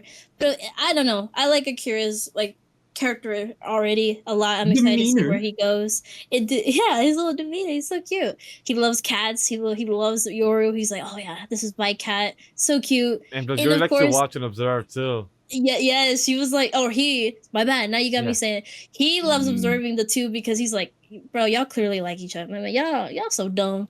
He's like, them saying each other's name was so cute. It was adorable. I'm excited to see more of these goobers and our little cat. Agreed. I was gonna Like, say I know now why. I'll just finish it real quick by saying I know why you were saying why It's be- like I didn't like it. it's because The you went last through thing I your wrote thread, was- right? Yeah, I'm reading it now. Episode 47 Yeah. out of 10. Men as fuck. Goblin these nuts featuring skill issues and a Timo Leaf looking ass bitch. I do remember that saying. He didn't even Bro. fuck the princess. He Shame. said that in voice call with me. I was like, bro, like, Exactly. That's why I was like, I know what I'm talking about. I know what my brain remember when him saying it. I was like, I don't think I now that I don't know, the episode grew on me. I think I liked it more than That's I good though. Okay, That's but good I though. definitely respect It that got saying. you It's though. a good thing. It got you. Yeah. A good isekai, the type of genre, it got you. There's nothing wrong about it. There's some series that like at first you start questioning, and then you'll be like, you know what? There's a show like if you actually There's a good story. There's a good Yeah. plot to it, and I really like that. It's Like, like for I said, it's example, better than Arfmora. for how to flop, what I'm gonna say, like if there's a show that I could say I look forward to it every week is this one. Like I did as look forward every Monday morning and be like, yo, new episodes out. I can't wait. I sit down, watch it while I'm gotta eating my be breakfast. honest. it's a good Monday. This anime this anime to me, the reason why y'all think it's so hyped is because the Failure Frame anime was bad. Because this anime doesn't hold a candle to the Failure Frame light novel. Not even by a long shot. Understandable. Like, Understandable. Failure Frame is so good. This is bootleg discount shitty Failure Frame. And it Ugh. pisses me off that y'all like it so much when I've read the original and Bro, it's so much I heard the better. sigh. Like, I heard the sigh upsets me. when It's like, Crash dude, said that's when Crash crazy. said that this is the better version of Afrodita. You heard the sigh where he like It upsets I me gotta chime so in. He like much. I gotta pull my pants up, man. I gotta chime in. I'll be like, He needs to stand on business. The thing is, Failure Frame isn't even the same thing like this though. Like, so No, you it can't even is. compare it It because is. it doesn't No, have a trust goddess that me, he's it- like pissed off at. Like, no, it's different. Like, you're just It talking about is. relationship wise. You're not even talking about the No, plots. I am talking about the plot. The plot is basically the same. The difference is that this guy hates the king and the princess, where in Failure Frame he hates the goddess. That's the only Yeah. difference. Oh, That's yeah. the only difference. Other than that, the entire plot is the same. And that's what I'm saying. Like, he even But gets the pet. uh-huh. He gets the slime instead of the cat. He get they're But does he have trying to be honest, I don't remember, to be honest, What? but did the classmates even like him though? They were still on the side of the No, goddess though. Yes, no, they weren't. They were being manipulated Yeah, to yeah. be 90% of the classmates right now, like after like finally not being like basically under the goddess's spell because the goddess controls them. Yep, There's yep. only 2 people that don't like him. And they're the 2 assholes that are assholes, that they've always been assholes. The rest of the students look up to him and respect him. Like, they know that he has been the one doing this. They in fact, there's like the class president and the Takao sisters, both the whole time were like, no, what they did was fuck. Like, that is our cue to know that this goddess isn't going to ever send us back. That she's evil and she's using the suspension bridge effect to make all these other students listen to her, and she's using them as hostages for us, that if we don't listen to her, she's just going to kill all the students. So we have to work for her. Like, and that's what the goddess is doing. That's why the goddess is so nefarious in that show. That's what it's essentially the same thing. They're just using mind control in one, and they're using the threat of just murdering them in the other. Like, it is the same plot. It's just a B more shitty written version. Well, you know the light novel came before Failure Frame, so That's was cool was and the all. copy. So honestly, Failure Frame did it better. What can I So say? Hey. what can we Failure say? Frame did At it least better. All one, right. at least one has a better anime adaptation. So hey, Yeah, That's that's fair. all And, we can and say. If you're enjoying the light novel, I at least recommend that. I mean, Yeah, give it yeah. to people who really want to read it to give it a chance. it's better than this shit. That's fair. I'd say that's honestly a fair take. yeah. Some people like any other. But when it comes to other recommendations, when it comes to the Isekai fantasy for this, I don't got much about because it. I did not get to see Digimon B Break or the That is a Hero Monster Spirit for this What week Court episode. Magician? So if you guys do, go ahead. No Court Speak Magician? on it. Court Magician, brother? Oh yes, This is yes. all Thank you, you. thank you, thank you, thank you, thank you. Yes, Core Magician, the Don't Banished. leave me hanging. Yes, thank you. Yeah, my apologies, girl. Yo, great episode to end it. Actually, a great way to show the Prince stuff. Actually, improving the character progression.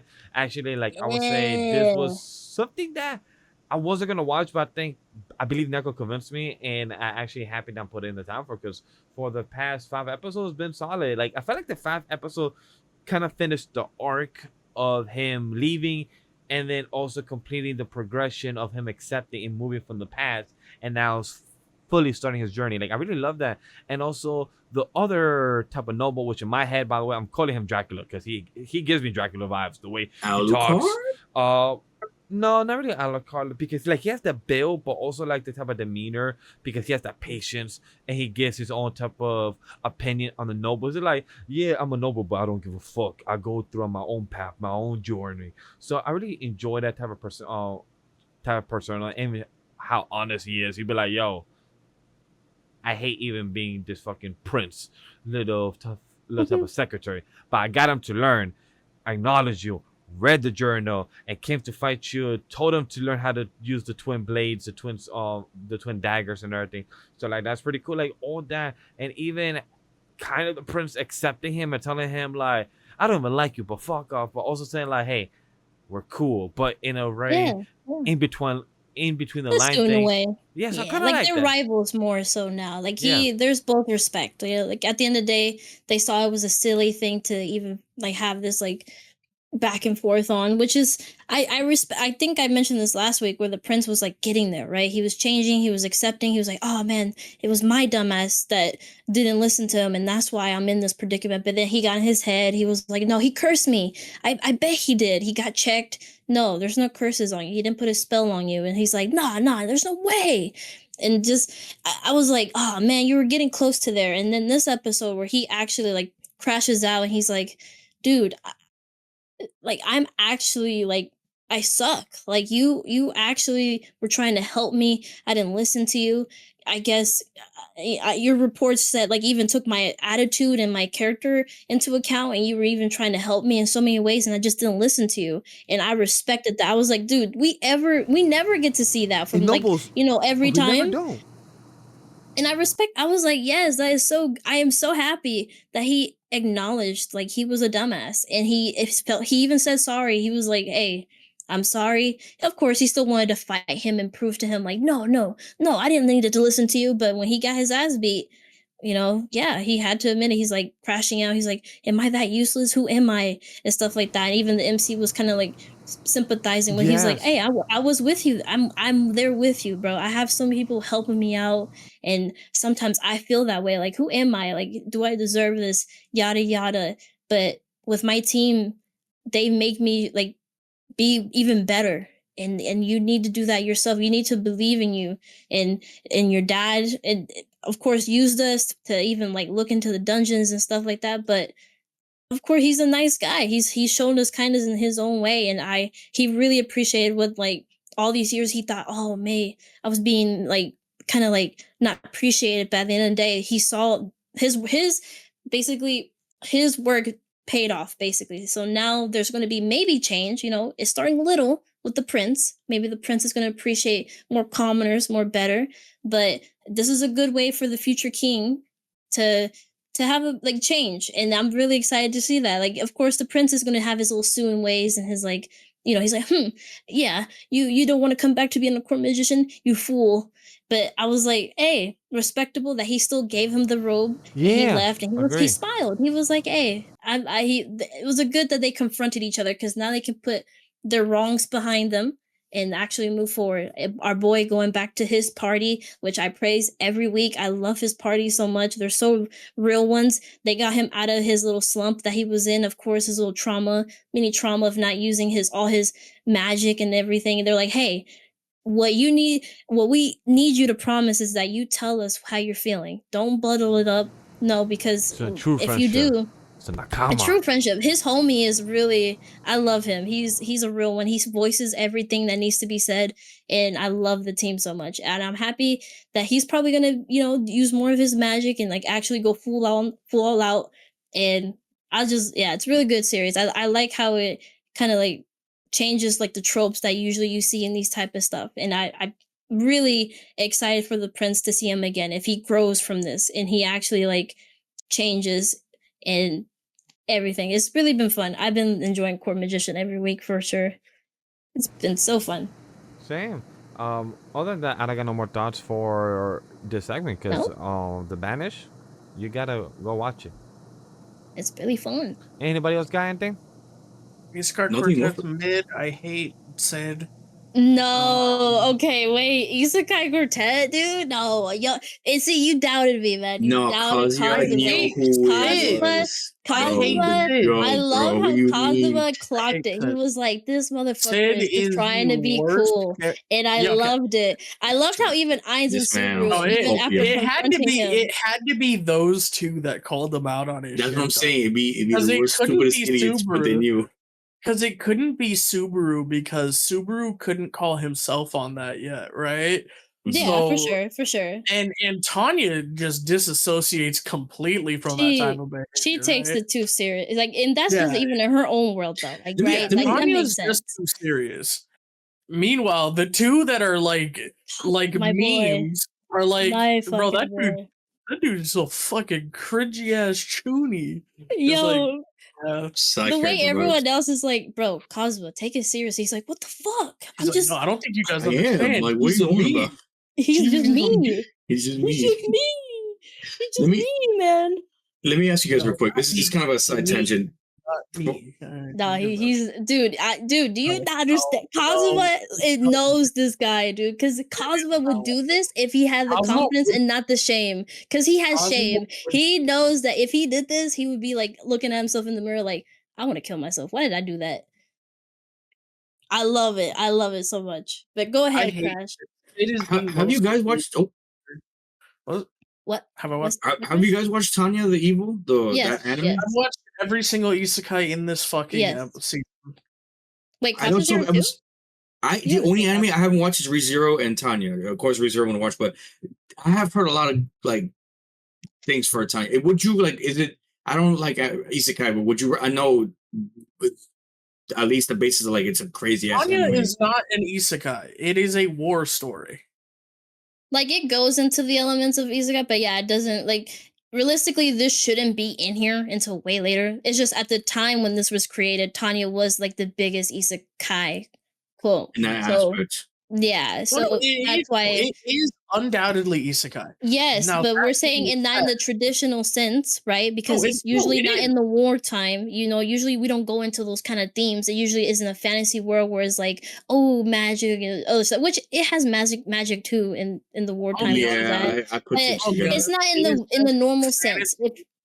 It's just fantasy World War II, bro. That's All it is. where- That's what I'm saying. So if like that, Tanya's way different than all of these other isekai. If every one of these other isekai have things in common and stuff like that, and Tanya's way different, and that's why.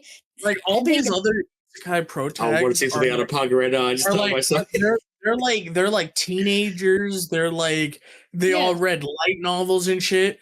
Yeah. He is a 35-year-old businessman Yeah. who got hit by a train and became Lolly Hitler. Like Yeah. Yes. he has Yeah. I had nothing heard in about that. common with the rest of these guys. That's what I'm saying. I think people talk about that a lot. I think I appreciate that Tanya's in the series, but I think Oh, yeah. people talk about that like Tanya realistically shouldn't be here, but it works so well because Ainz. I think her and Ainz's dynamic is perfect. Those two are just two peas in a pod sometimes. 'cause Yeah, Ainz is just that articulate, just like Tanya. Even though in his head, like inside, he's like, oh, "What the?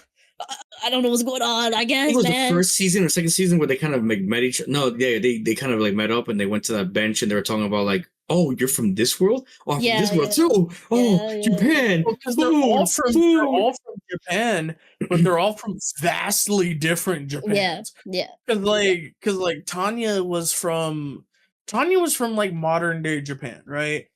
Kazuma was from like modern day Japan. Like They're all meanwhile, modern day. they're all Yeah. modern day Japan, Yes. except for Ainz. Ainz is from post-apocalyptic Japan. And they're That is like, true. what? Yeah, no, he is straight up. And then episode 1, he was in like literally playing Yeah. the game. Like, oh, like, Yeah, in Japan, yes, but his Japan is so desolate. Like green stuff doesn't grow. Like they eat all prepackaged like slop.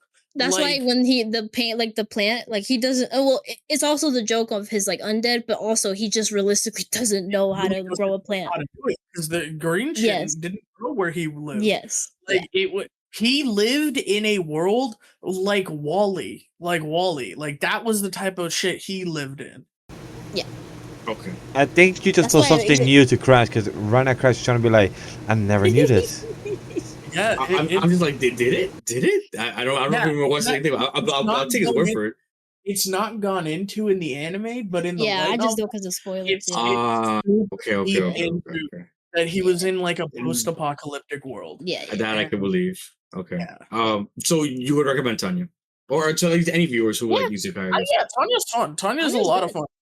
I think like Neko was saying, Tanya's really good in this show because she's the opposite of everyone else. Yeah. Right? Really It's the same thing as having Subaru and Kazuma are the exact opposites, right? Where Subaru is like super chuny, but he's in this horrifying world where death roams around the corner, and he's in these fucked up time loops and shit. Whereas Kazuma is in the fucking fantasy Jesus type world. Basically, bro. He's got a group of dumbasses, and he just has fun every day, right? And that's So the world I want to be. Because they're exact opposites, right? Whereas in like Tanya's like modern day salaryman, and that real. goes to World War III, World War Literally. II, and is on the German side. Whereas our boy, we already know he likes Germany, considering his one created minion and Pandora's actor because of Pandora's actor. And he's in this guild, like from a post-apocalyptic world. He's in this guild, and he's kind of just memeing on people and taking over the world because he can. So like they're exact opposites, and that's why it's perfect, right? No, but this you can't see why it's perfect to have Sid in the middle of this. If just having him and his chuny ass thinking he's all this shit, and then Kazuma clocking it, and now even Subaru and Ainz, because Ainz confronted him, he's like, "What are you on about, man? Okay, man. I am atomic." He's like, "Oh, you're the darkness. Oh, but what about he was just What going about on the this shadow? little What about the shadow behind darkness? literally. And I'm like, brother, what the fuck are you what are you talking about? Bro, you talking wild shit, bro. Dude, I need to see more of his interactions. I'm so happy Kazuma clocks it, and I hope they all talk. I don't care that it's funny. It's great, dude. I'm enjoying it. I'm glad I awesome. caught up with it. I know Memory, he had said last episode that he was gonna watch the movie. I would assume he didn't caught up, but I hope he catches up soon so he can tell us how great it was. Because again, if you guys haven't watched the movie like I did, I still have it. You still have it? The ending still makes me want to cry. Me, Neko, and Nate, we're gonna watch it together. Yeah. You guys need to. I'm telling you that shit's going like a little Maybe coming out. Yeah, okay. I'm excited for sure then. Well, all right. I guess our other isekai. What else do we want to mention? The wild last boss appeared. I want to mention our girl might be sus. Our girl might be sus. People were theorizing like, hey, our girl could be manipulating memories a little too much. Maybe there's something going on there. I didn't really. kind of clock it, I guess, but it makes sense. I was like, oh, okay, yeah. Our girl, something's going on there. Maybe that's why that ED a little omnibus. Omnibus. Ugh. I love that ED though. But I want to hear your thoughts about that, about the wild last boss. If you guys saw it. I am an Like, episode it's behind, fun. so I don't got much thoughts on this. Okay, So okay. I can't say anything. But I'm enjoying Last Boss. I don't know what you're alluding to, so I can't say much into it. She's just going on theories, bro.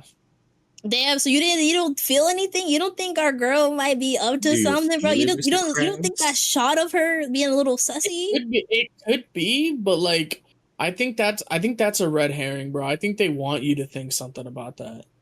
Okay. I mean, you Well, might be right. I'll give I you don't your know. flowers, if you're right? But it Yeah.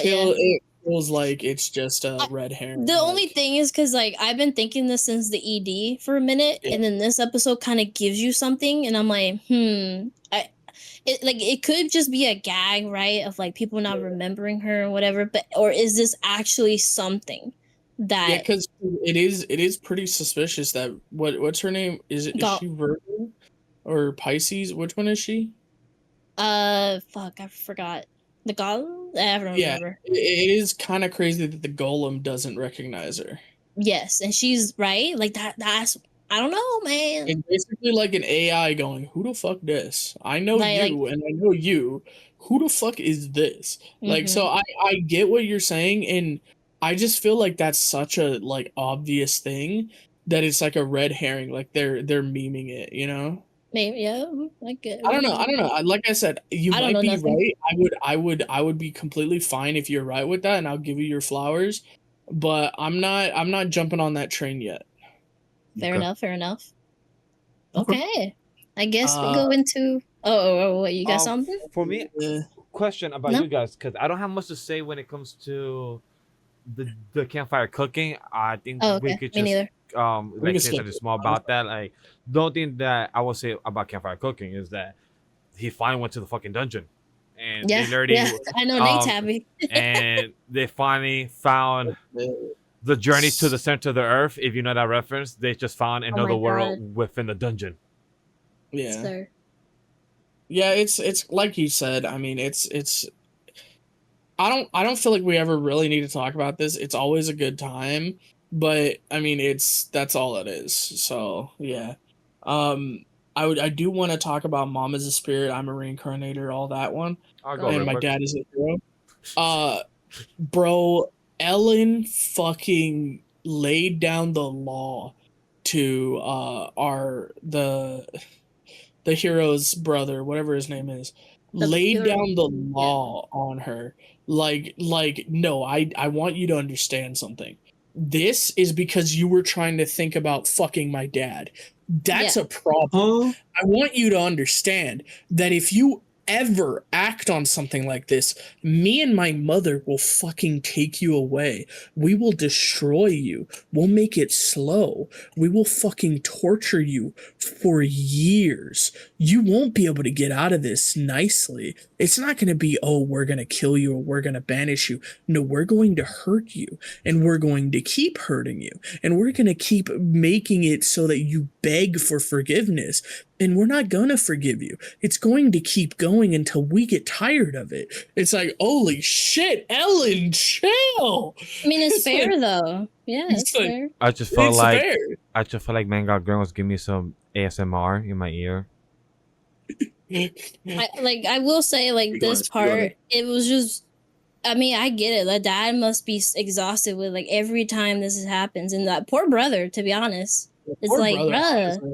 Like, this brother can't get a break. Like, literally, he had, bruh. Poor man. So I think Yeah. this is just really sad. The I way didn't see this she episode, hits them. which I'm upset about because I was trying to figure out, is this new or his actual wife or the person he loves? Is she trying to scam them? Because in my head, she's giving that energy when she keeps staring also Ellen's father, and I'm like, why do you keep giving him the glance? Like, what's going on here? Well, what it is, right, is that because of the father and like his looks, I feel like he's always had this natural charisma where girls look at him and they get the doki doki and they like automatically start like falling for him. And that's all it was, right? She looked at him and was like, God, he's So so so it was it's kind of like the hot seat. Like, oh my god, he's hot. I just want to be with him, yeah. like that type of shit. And that's why they got the lightning thing in that type of ceremony. Understood. Okay. Yeah. I was trying to read into it a bit more than what it was, and that's on me. Yeah. We actually learned this episode, a little bit of a spoiler for you, but because so she's marked.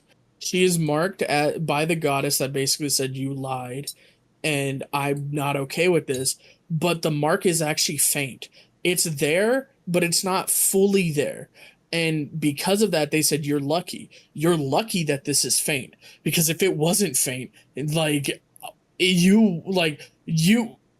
way the hero said it is you're fucking lucky that this mark is faint, because if it wasn't, I would have taken you out back and fucking old yellered you. Like you would have, like, you don't understand. You showed a moment of weakness to the fucking royal family that's already fucking gunning for me, that's coming for my goddamn daughter, and you gave them an in by doing this, because now we need them to be quiet about it. And that means we have to fucking give them what they want. This is all your fucking fault. Like, you Yeah. give them an inch, they're gonna take a mile. exactly. It's like, this is you. And like he went off, What the and then Ellen came and then fucking multiplied it and said, "No, you don't understand. My dad was being nice because his brother is in love with you. I'm going to put it like this. If you ever think about it again, your life will be a living fucking hell." And like Ellen actually went off. And then I we love it. actually I can't wait to Ellen watch it. also right. Ellen also learns what the spirits and what happened between the spirits and the royal family, and that made her hate the royal family. Like she's like, no, I fuck them. We can forgive other people, we cannot forgive them. And they're like, that's surprising. We thought that you would, like, you were so nice you would have forgave them. She said, fuck no. What? Hell no. Like, let's go beat the shit out of them. They declared war, let's go fuck them up. It's like, oh, okay, shit, Ellen. Like Ellen came out and said, nah, fuck all this. We're putting some bitches in their place. I was like, okay, Ellen, shit. All right. Love that energy. So it was great. I love the energy from Ellen. That's all I'm saying. all right. Digimon, it's really cool to see that there are just Digimon that live without owners. And that this Digimon in particular, the panda, was protecting this town, and it was really cool.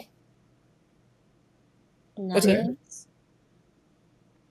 Now let's get to the Neko. faded magical princess, because I think that's what me and Neko will be talking about, right, girl? Yes, sir. I mean, everyone. Like, well, except- Everyone. I'm not except- watching no isekai trash. What you mean? All right, talk Well, about tell it. us. Go first. Oh no, yeah, y'all go first. I want to hear your guys' thoughts. Look, I'm enjoying the conversation, the aspect when it comes to changing the branch timeline or reality. I've always enjoyed this conversation. It reminds me of Loki, or reminds me of Back to the Future, or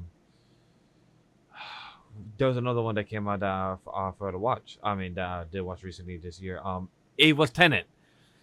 It's the interesting aspect of how you could change time and how no matter what, time will be changed. And this is interesting because with Lucas, right? That's his name, Lucas. Yeah. Yeah. Lucas. I like how my favorite lines is just the way he observed and stays quiet. Like I said earlier in our podcast, in this series, I would love to hear a lot of monologue more. I prefer. We sometimes we get little type of snippets from Lucas or from our main protagonist, Atti. We get that, but it's not more than I would like. I would love a lot more where we hear Atti the way she hears her own monologue, the way she actually. We get the mannerism, we get a bit of the body language, but for some people it'll probably go over their heads. But you see the way she's, girl switches her tone, the way she speaks to her father, the way she speaks, and like during this episode, during the piano, she kind of reminisced like maybe my dreams, my future, my possible branch timeline affected the way I view people, even though I've never met them. So those are questionable actions or consequences that maybe your actions actually are causing these type of future to happen.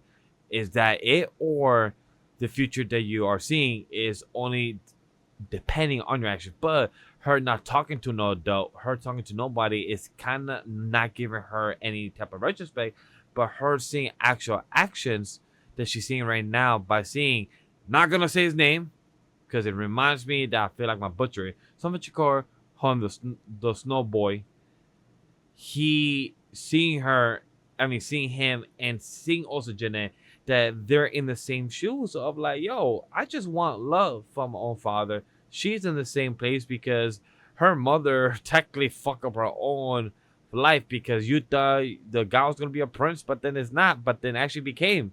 And now you got the chance of to die, but then you gave birth and now you got actual baby from the prince, but he doesn't want nothing to do with it. So I really love this type of branch timeline. I know Neko has read it, so I'm really curious to see how she also views it since it's also about branch timelines. I'm enjoying it so far. Next episode, we jump like fucking like 5 years from now, so I'm really curious to see how that goes because it seems like we having a quinceañera instead of a quinceañera. It's a 14 a 14 Yeah. yeah, 14 yeah. So it's gonna be interesting how that goes. That's all I Yeah, got. I think Luke is clocking that. Oh, why do you care so much about her? And then he sits there and like after a little bit he clocks it. He goes, "You know her future." Yeah, I love that shit. And she's like, "What are you talking about? Even my father doesn't see the future." She's like, "Bro, why are you playing dumb with me, bro? I'm not stupid, She dog." does it so many Bombastic times. side eye. Like, And she doesn't take it seriously. Like, I've been alive for 400 years. I'm like, bro, he literally give you the information. You're just choosing not to believe it. yeah. Which is a lot of fun. Athy just being watched by basically one of like a wizard in a wizard tower, and the wizard's like, "Bro, I know you're bullshitting here. I'm not stupid," which is nice to have because there's a lot of shows that the cast is fucking dumb, like, and the cast isn't dumb in this one. Like even like one thing like the king points out, you're changing how you're acting around me. Like, don't give me this shit. Like what's wrong? Like what are you doing? And that, I guess that's more in the manhwa, but like yeah, like they can tell when she's faking it. Yeah. Like they can tell when she's putting on an act. Like they're not stupid. Sometimes they look the other way, but they're not dumb. Which is nice that Lucas, yeah, like you said, Lucas calls her on her shit. Like, bro, don't give me that shit. Like, you can bullshit other people, but you can't bullshit a bullshitter, bro. Come on. Exactly. Facts. Come on. To be honest. Yeah. Like, look, I get it, but like, bro, really? Still talk to us, Neko. No, I think I 100% agree. I really love the aspects of Lucas just always there clocking it because she doesn't know that he knows what he knows. So it's just really fun to see. Just she's like, no. What are you talking about? And it makes sense, right? Even though she knows the future of these characters, and she initially was scared of meeting them she knows really the soon. initial future of these characters because now she doesn't. It's already branched so far. Oh, speaking of, one more thing I want to mention. She's a chimera. The Jeanette is a chimera. There's dark magic affecting her. That's a good point to bring up. Does that mean that the dark magic in the original timeline that Athy gets like accused of doing was something that either the mother or someone before did to make her have those jewel-like eyes? Like, is that the type of shit that's going on here? Like, is there been some manipulation going on and Athy eventually gets blamed for it? Like, is that like the original plot? Like, wait a second, because we know that Athi gets called out for doing dark magic, Yes. but we also know that Athi doesn't know how to do magic. We also learned that Athi, I guess, tried to learn dark magic for whatever reason. And then it backfired but on her. no. That's in this timeline. Yes. But yes. like previously, apparently she tried to learn black magic to get her father to love her.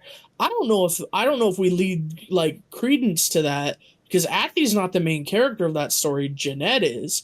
What if what actually happened is like some other person that did the dark magic on Jeanette, they're framing it and saying like they got found out and they're like, it was Athi. Like, it was that one. Trust me. On God. Trust me, I'm the source. Yeah. Trust me. I'm a reporter. I don't lie. Allegedly. No such thing as fake news in this world. Oh Anyway. God, here we go. Yeah. No, But- I think I think that's a good theory. That's a good theory. I think I wanted to point this out because Grem was like trying to talk to me about it, or not talk to me, but he was talking about it last pod about like the sealed magic of Athi, and I was calling y'all like dumb. No, the only thing that I just didn't really touch upon it is because Vash called it out that it's like happy marriage, that she sealed her magic, which it shows you in the first episode. So I just didn't want to go into it, but yeah, that's just why her magic is sealed, because of her mom. I figured out the So, case. Yeah, that yeah. was the way I foresaw from the comparison that I could relate to. Which is different, to be honest, from the novel and stuff. So this is a different thing. This is a whole new thing. So yeah. That's their path that they chose from what it Yeah, seems like. yeah. Okay. But no, overall, this has just been really interesting. I've been loving her interacting with Ezekiel, and of course, her kind of relating to Jeanette, because of course they're both lonely. They lost their parents when they're young, even though our girl has her dad. But it's really sweet to see that. I hope maybe they get to meet and maybe talk, because she's just lonely. It's fair. That's why she doesn't want Ezekiel to go. It's understandable that he's been her only like kind of like light, I'm guessing, in this whole kind of life she's been living. So hey, I get it. Of course, our girl just with her dad and always like reassuring, like, hey, you're not gonna leave me, you're gonna love me forever, we're gonna do this forever, aren't we? And of course the dad's like, yeah, of course, I love you, I got you. I like it. I like the interactions 100%. Same. And just Lucas, I'm very interested to see like what he's just observing, right? He's loving this. He's loving like how fate keeps changing, and he's just there. He's like, definitely yes, princess, show me the way our future's gonna lead. I'm like, like he's really finding this interesting, and I love how they show the thread of the timeline. Yeah. Like I really love that, showing that he can only see that, or maybe us, the audience, is being shown to that. So I really love that visual as well. The red string of fate type beat. Yeah. It's super cool. That's a good Really one. good, really good. I've been loving seeing these like extra scenes that are in the manga. So next week too, about to be really cool. But yeah, I'm glad you guys are enjoying it every week. That's really fun, really good. I think the last one, though, the one that we've been all dying to hear about, is the one and only, the none other than the Disney's Twisted Wonderland. The first episode released this week, excuse me, and I believe Vash Bossman has a lot to speak on it. Look, I want to give a shout out to Mega Grem to also push me to watch it, because I was kind of like, I was gonna wait, because we thought maybe that was gonna drop all 8 episodes, but no, Disney Plus is joining the weekly release. So they say, hey, we're gonna do much better than Netflix with how they do JoJo. We're gonna release with Disney at least 1 episode per week. And hey, I watch it. The dub freaking great.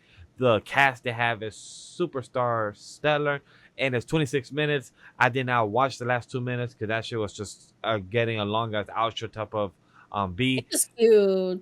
It was for me. It was getting a bit too much. Neko, did you get to finish it during the show of After Bench? I did. Yes. You did. Nice. How, what did you think about it as well? Because from my conception, I didn't think the carriage was the one to be the truckle. In my head, carriage was like, oh, we're accidentally gonna murder you, but no, it was the actual truckle. but instead of coming out from a portal, you just come out from a coffin. Yeah, we saw that in the trailer. That's what kind of shocked you guys was the carriage. So I kind of knew that initially, but coming out of the coffin was kind of interesting. I was like, oh shit, what the? All right. Apparently, there's other ones in coffins. Maybe I don't know.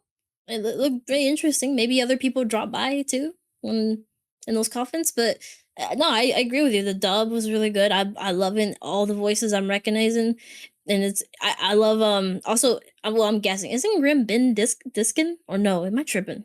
I heard it sounds like Ben. It sounds like Ben Diskin, but maybe not. But I like all uh the voices for sure. I like the MC. The MC just seems really is it not? I don't know. Oh, you don't know? Okay. Well, the MC just seems very really nice. He just of course just a team player. I like how he was trying to get one of the students like, "Hey, don't worry, you know, we got you." And the kid was like, "No, don't pity me, man. I want to work hard. I want to work hard for this," which was really nice. And now that he's in this world, I like the heart the son of the Queen of Hearts. He just don't. I'm gonna be honest, bro. You I was don't? excited for this show, and then I read episode 1. It's the episode of the Queen of Hearts shit. Bro, I don't care. They've literally got 4 generic fucking cards as their characters. And the Queen of Hearts. Whoa. Who fucking cares, man? I don't like this character. I never liked the Queen of Hearts. Like, at least why couldn't we do Scar? Why couldn't we do Jafar or Hades? Like, Well, you're we've gonna got meet these them. You're star-studded gonna meet cast They're of gonna come these in the really future, in the cool, future. Yeah. really cool villains, and then we've got the fucking Queen of Hearts. Who gives a shit, bro? Well, you Give gotta me think about Maleficent, this. bro. You Give me gotta Ursula. Why the fuck am I dealing with the Queen of Hearts' bitch, bro? Who cares? you got it dog? right. This is touching on classic films. And Alice in Wonderland Great, is yep, a Alice in Wonderland. very, very classic story, dude. At least have That's Cheshire like It's Cat like be in the Kingdom villain. Hearts. Like, It's like in Kingdom Hearts as well. it's right, It's exactly. it's just also adding the most extra lore to the mid-ass characters. fucking world in Kingdom Speak Hearts. on it, too. Graham. Speak on it. Bro, I'm gonna be honest. Fair. I was so excited for this, and I still am because of the other characters. But man, why do we have to focus on this shitty ass fucking Queen of Hearts chick? I don't Brother, have Like I don't it, have the bro. same hatred as you do because it seems like you're on an agenda right now. But for me and Neko, we are curious on where the direction will go because I am definitely curious. Do I care about the heart story? No, but I'm curious to see where this type of direction because I told them off air, this gives me a lot of Harry Potter vibes. At first, like I told them, I thought the mirror was about to say, "Mirror, mirror on the wall, which house should I go?" That's where I thought they was about to start. It reminded me of the hat. Instead of you wearing it, probably the mirror will see a reflection of who you are and what's inside you, the dark side, which house would you join. That pretty concept was cool. I don't mind to see because also they mentioned that we are the #1 school in this land, so that must mean there's other high schools. That's probably when we would get another world. I just realized, are we about to get like a cinematic universe within this probably series? Most likely. That would be pretty interesting in the next 5 years. But hey, I'm intrigued. I will still be watching for the next 7 episodes since it will be releasing I'm gonna every watch, Wednesday. but I'm gonna be upset that we're That's following fine. the I felt most that. shitty. That's fine. fucking I was bro. gonna say that you see in the beginning of his character, right? He's really by the rules. He's of course right the whole character of the Queen of Hearts, but I think he might develop like the Queen of Hearts in the Alice in Wonderland with Johnny Depp. You know I don't know if anyone has seen those versions, I'm but familiar Yeah, with guess it. what? The Mad Hatter was the best character in that one, not the fucking Queen of Hearts. No one gave a shit no, about that. bitch. I liked her actual development in those movies. Her development was like not just the typical Queen of Hearts. Like, of course, it's the typical off with your heads, but I liked her development, and I think we might get this with this character. Honestly, I think like just even him seeing like, "Are you okay?" Like, of course, right? He was like just mad that he was asking him if he's okay, but I don't think he gets that a lot because of his position, right? I don't know. I just saw hints of like look characteristics that maybe we can maybe dive into later, which I kind of liked. I was like, maybe we'll get to have him like ease up a little bit, then be this like little like guarded up little guy. I don't know. I'm excited to see his little. Of course, for me that knows the series, I'm excited for Scar. That's my guy. Oh my god. All I'm saying, He bro, Scar's the he goat. Well, it's just this character of Scar. He's great, and just oh my, his house is awesome. But I like even Hades' house though. Hades' house might be my favorite, to be honest. But anyways, yeah, I'm excited to see the other cast for sure. The voice actors again, props to them. They chose perfectly. Hey, It's Michael awesome. Tatum, bro, It's this great. is you do not understand It looks as beautiful. a fan of certain dubbed anime. We've got Ichigo's voice actors, we've got Okabe's voice actor, we've got we've got Matt Mercer in this. Like, dude, I mean, this there's a lot of cast even is underrated ones star-studded. that yeah, Yeah. for sure. There's even else like there's if you guys don't know, but there's the two angels from what's it called? Panty and Stocking that are in this, which is funny enough. Oh, They're both actually like true. this funny, and then Alejandro, if you don't know Sayu, he's in this too. There's a lot of great other voice actors that aren't Watch it like dubbed. big I'm gonna be big. that It's guy. Watch it dubbed. It's 100%. worth I it. think It's everyone's awesome. watching it dubbed though, so that's fair.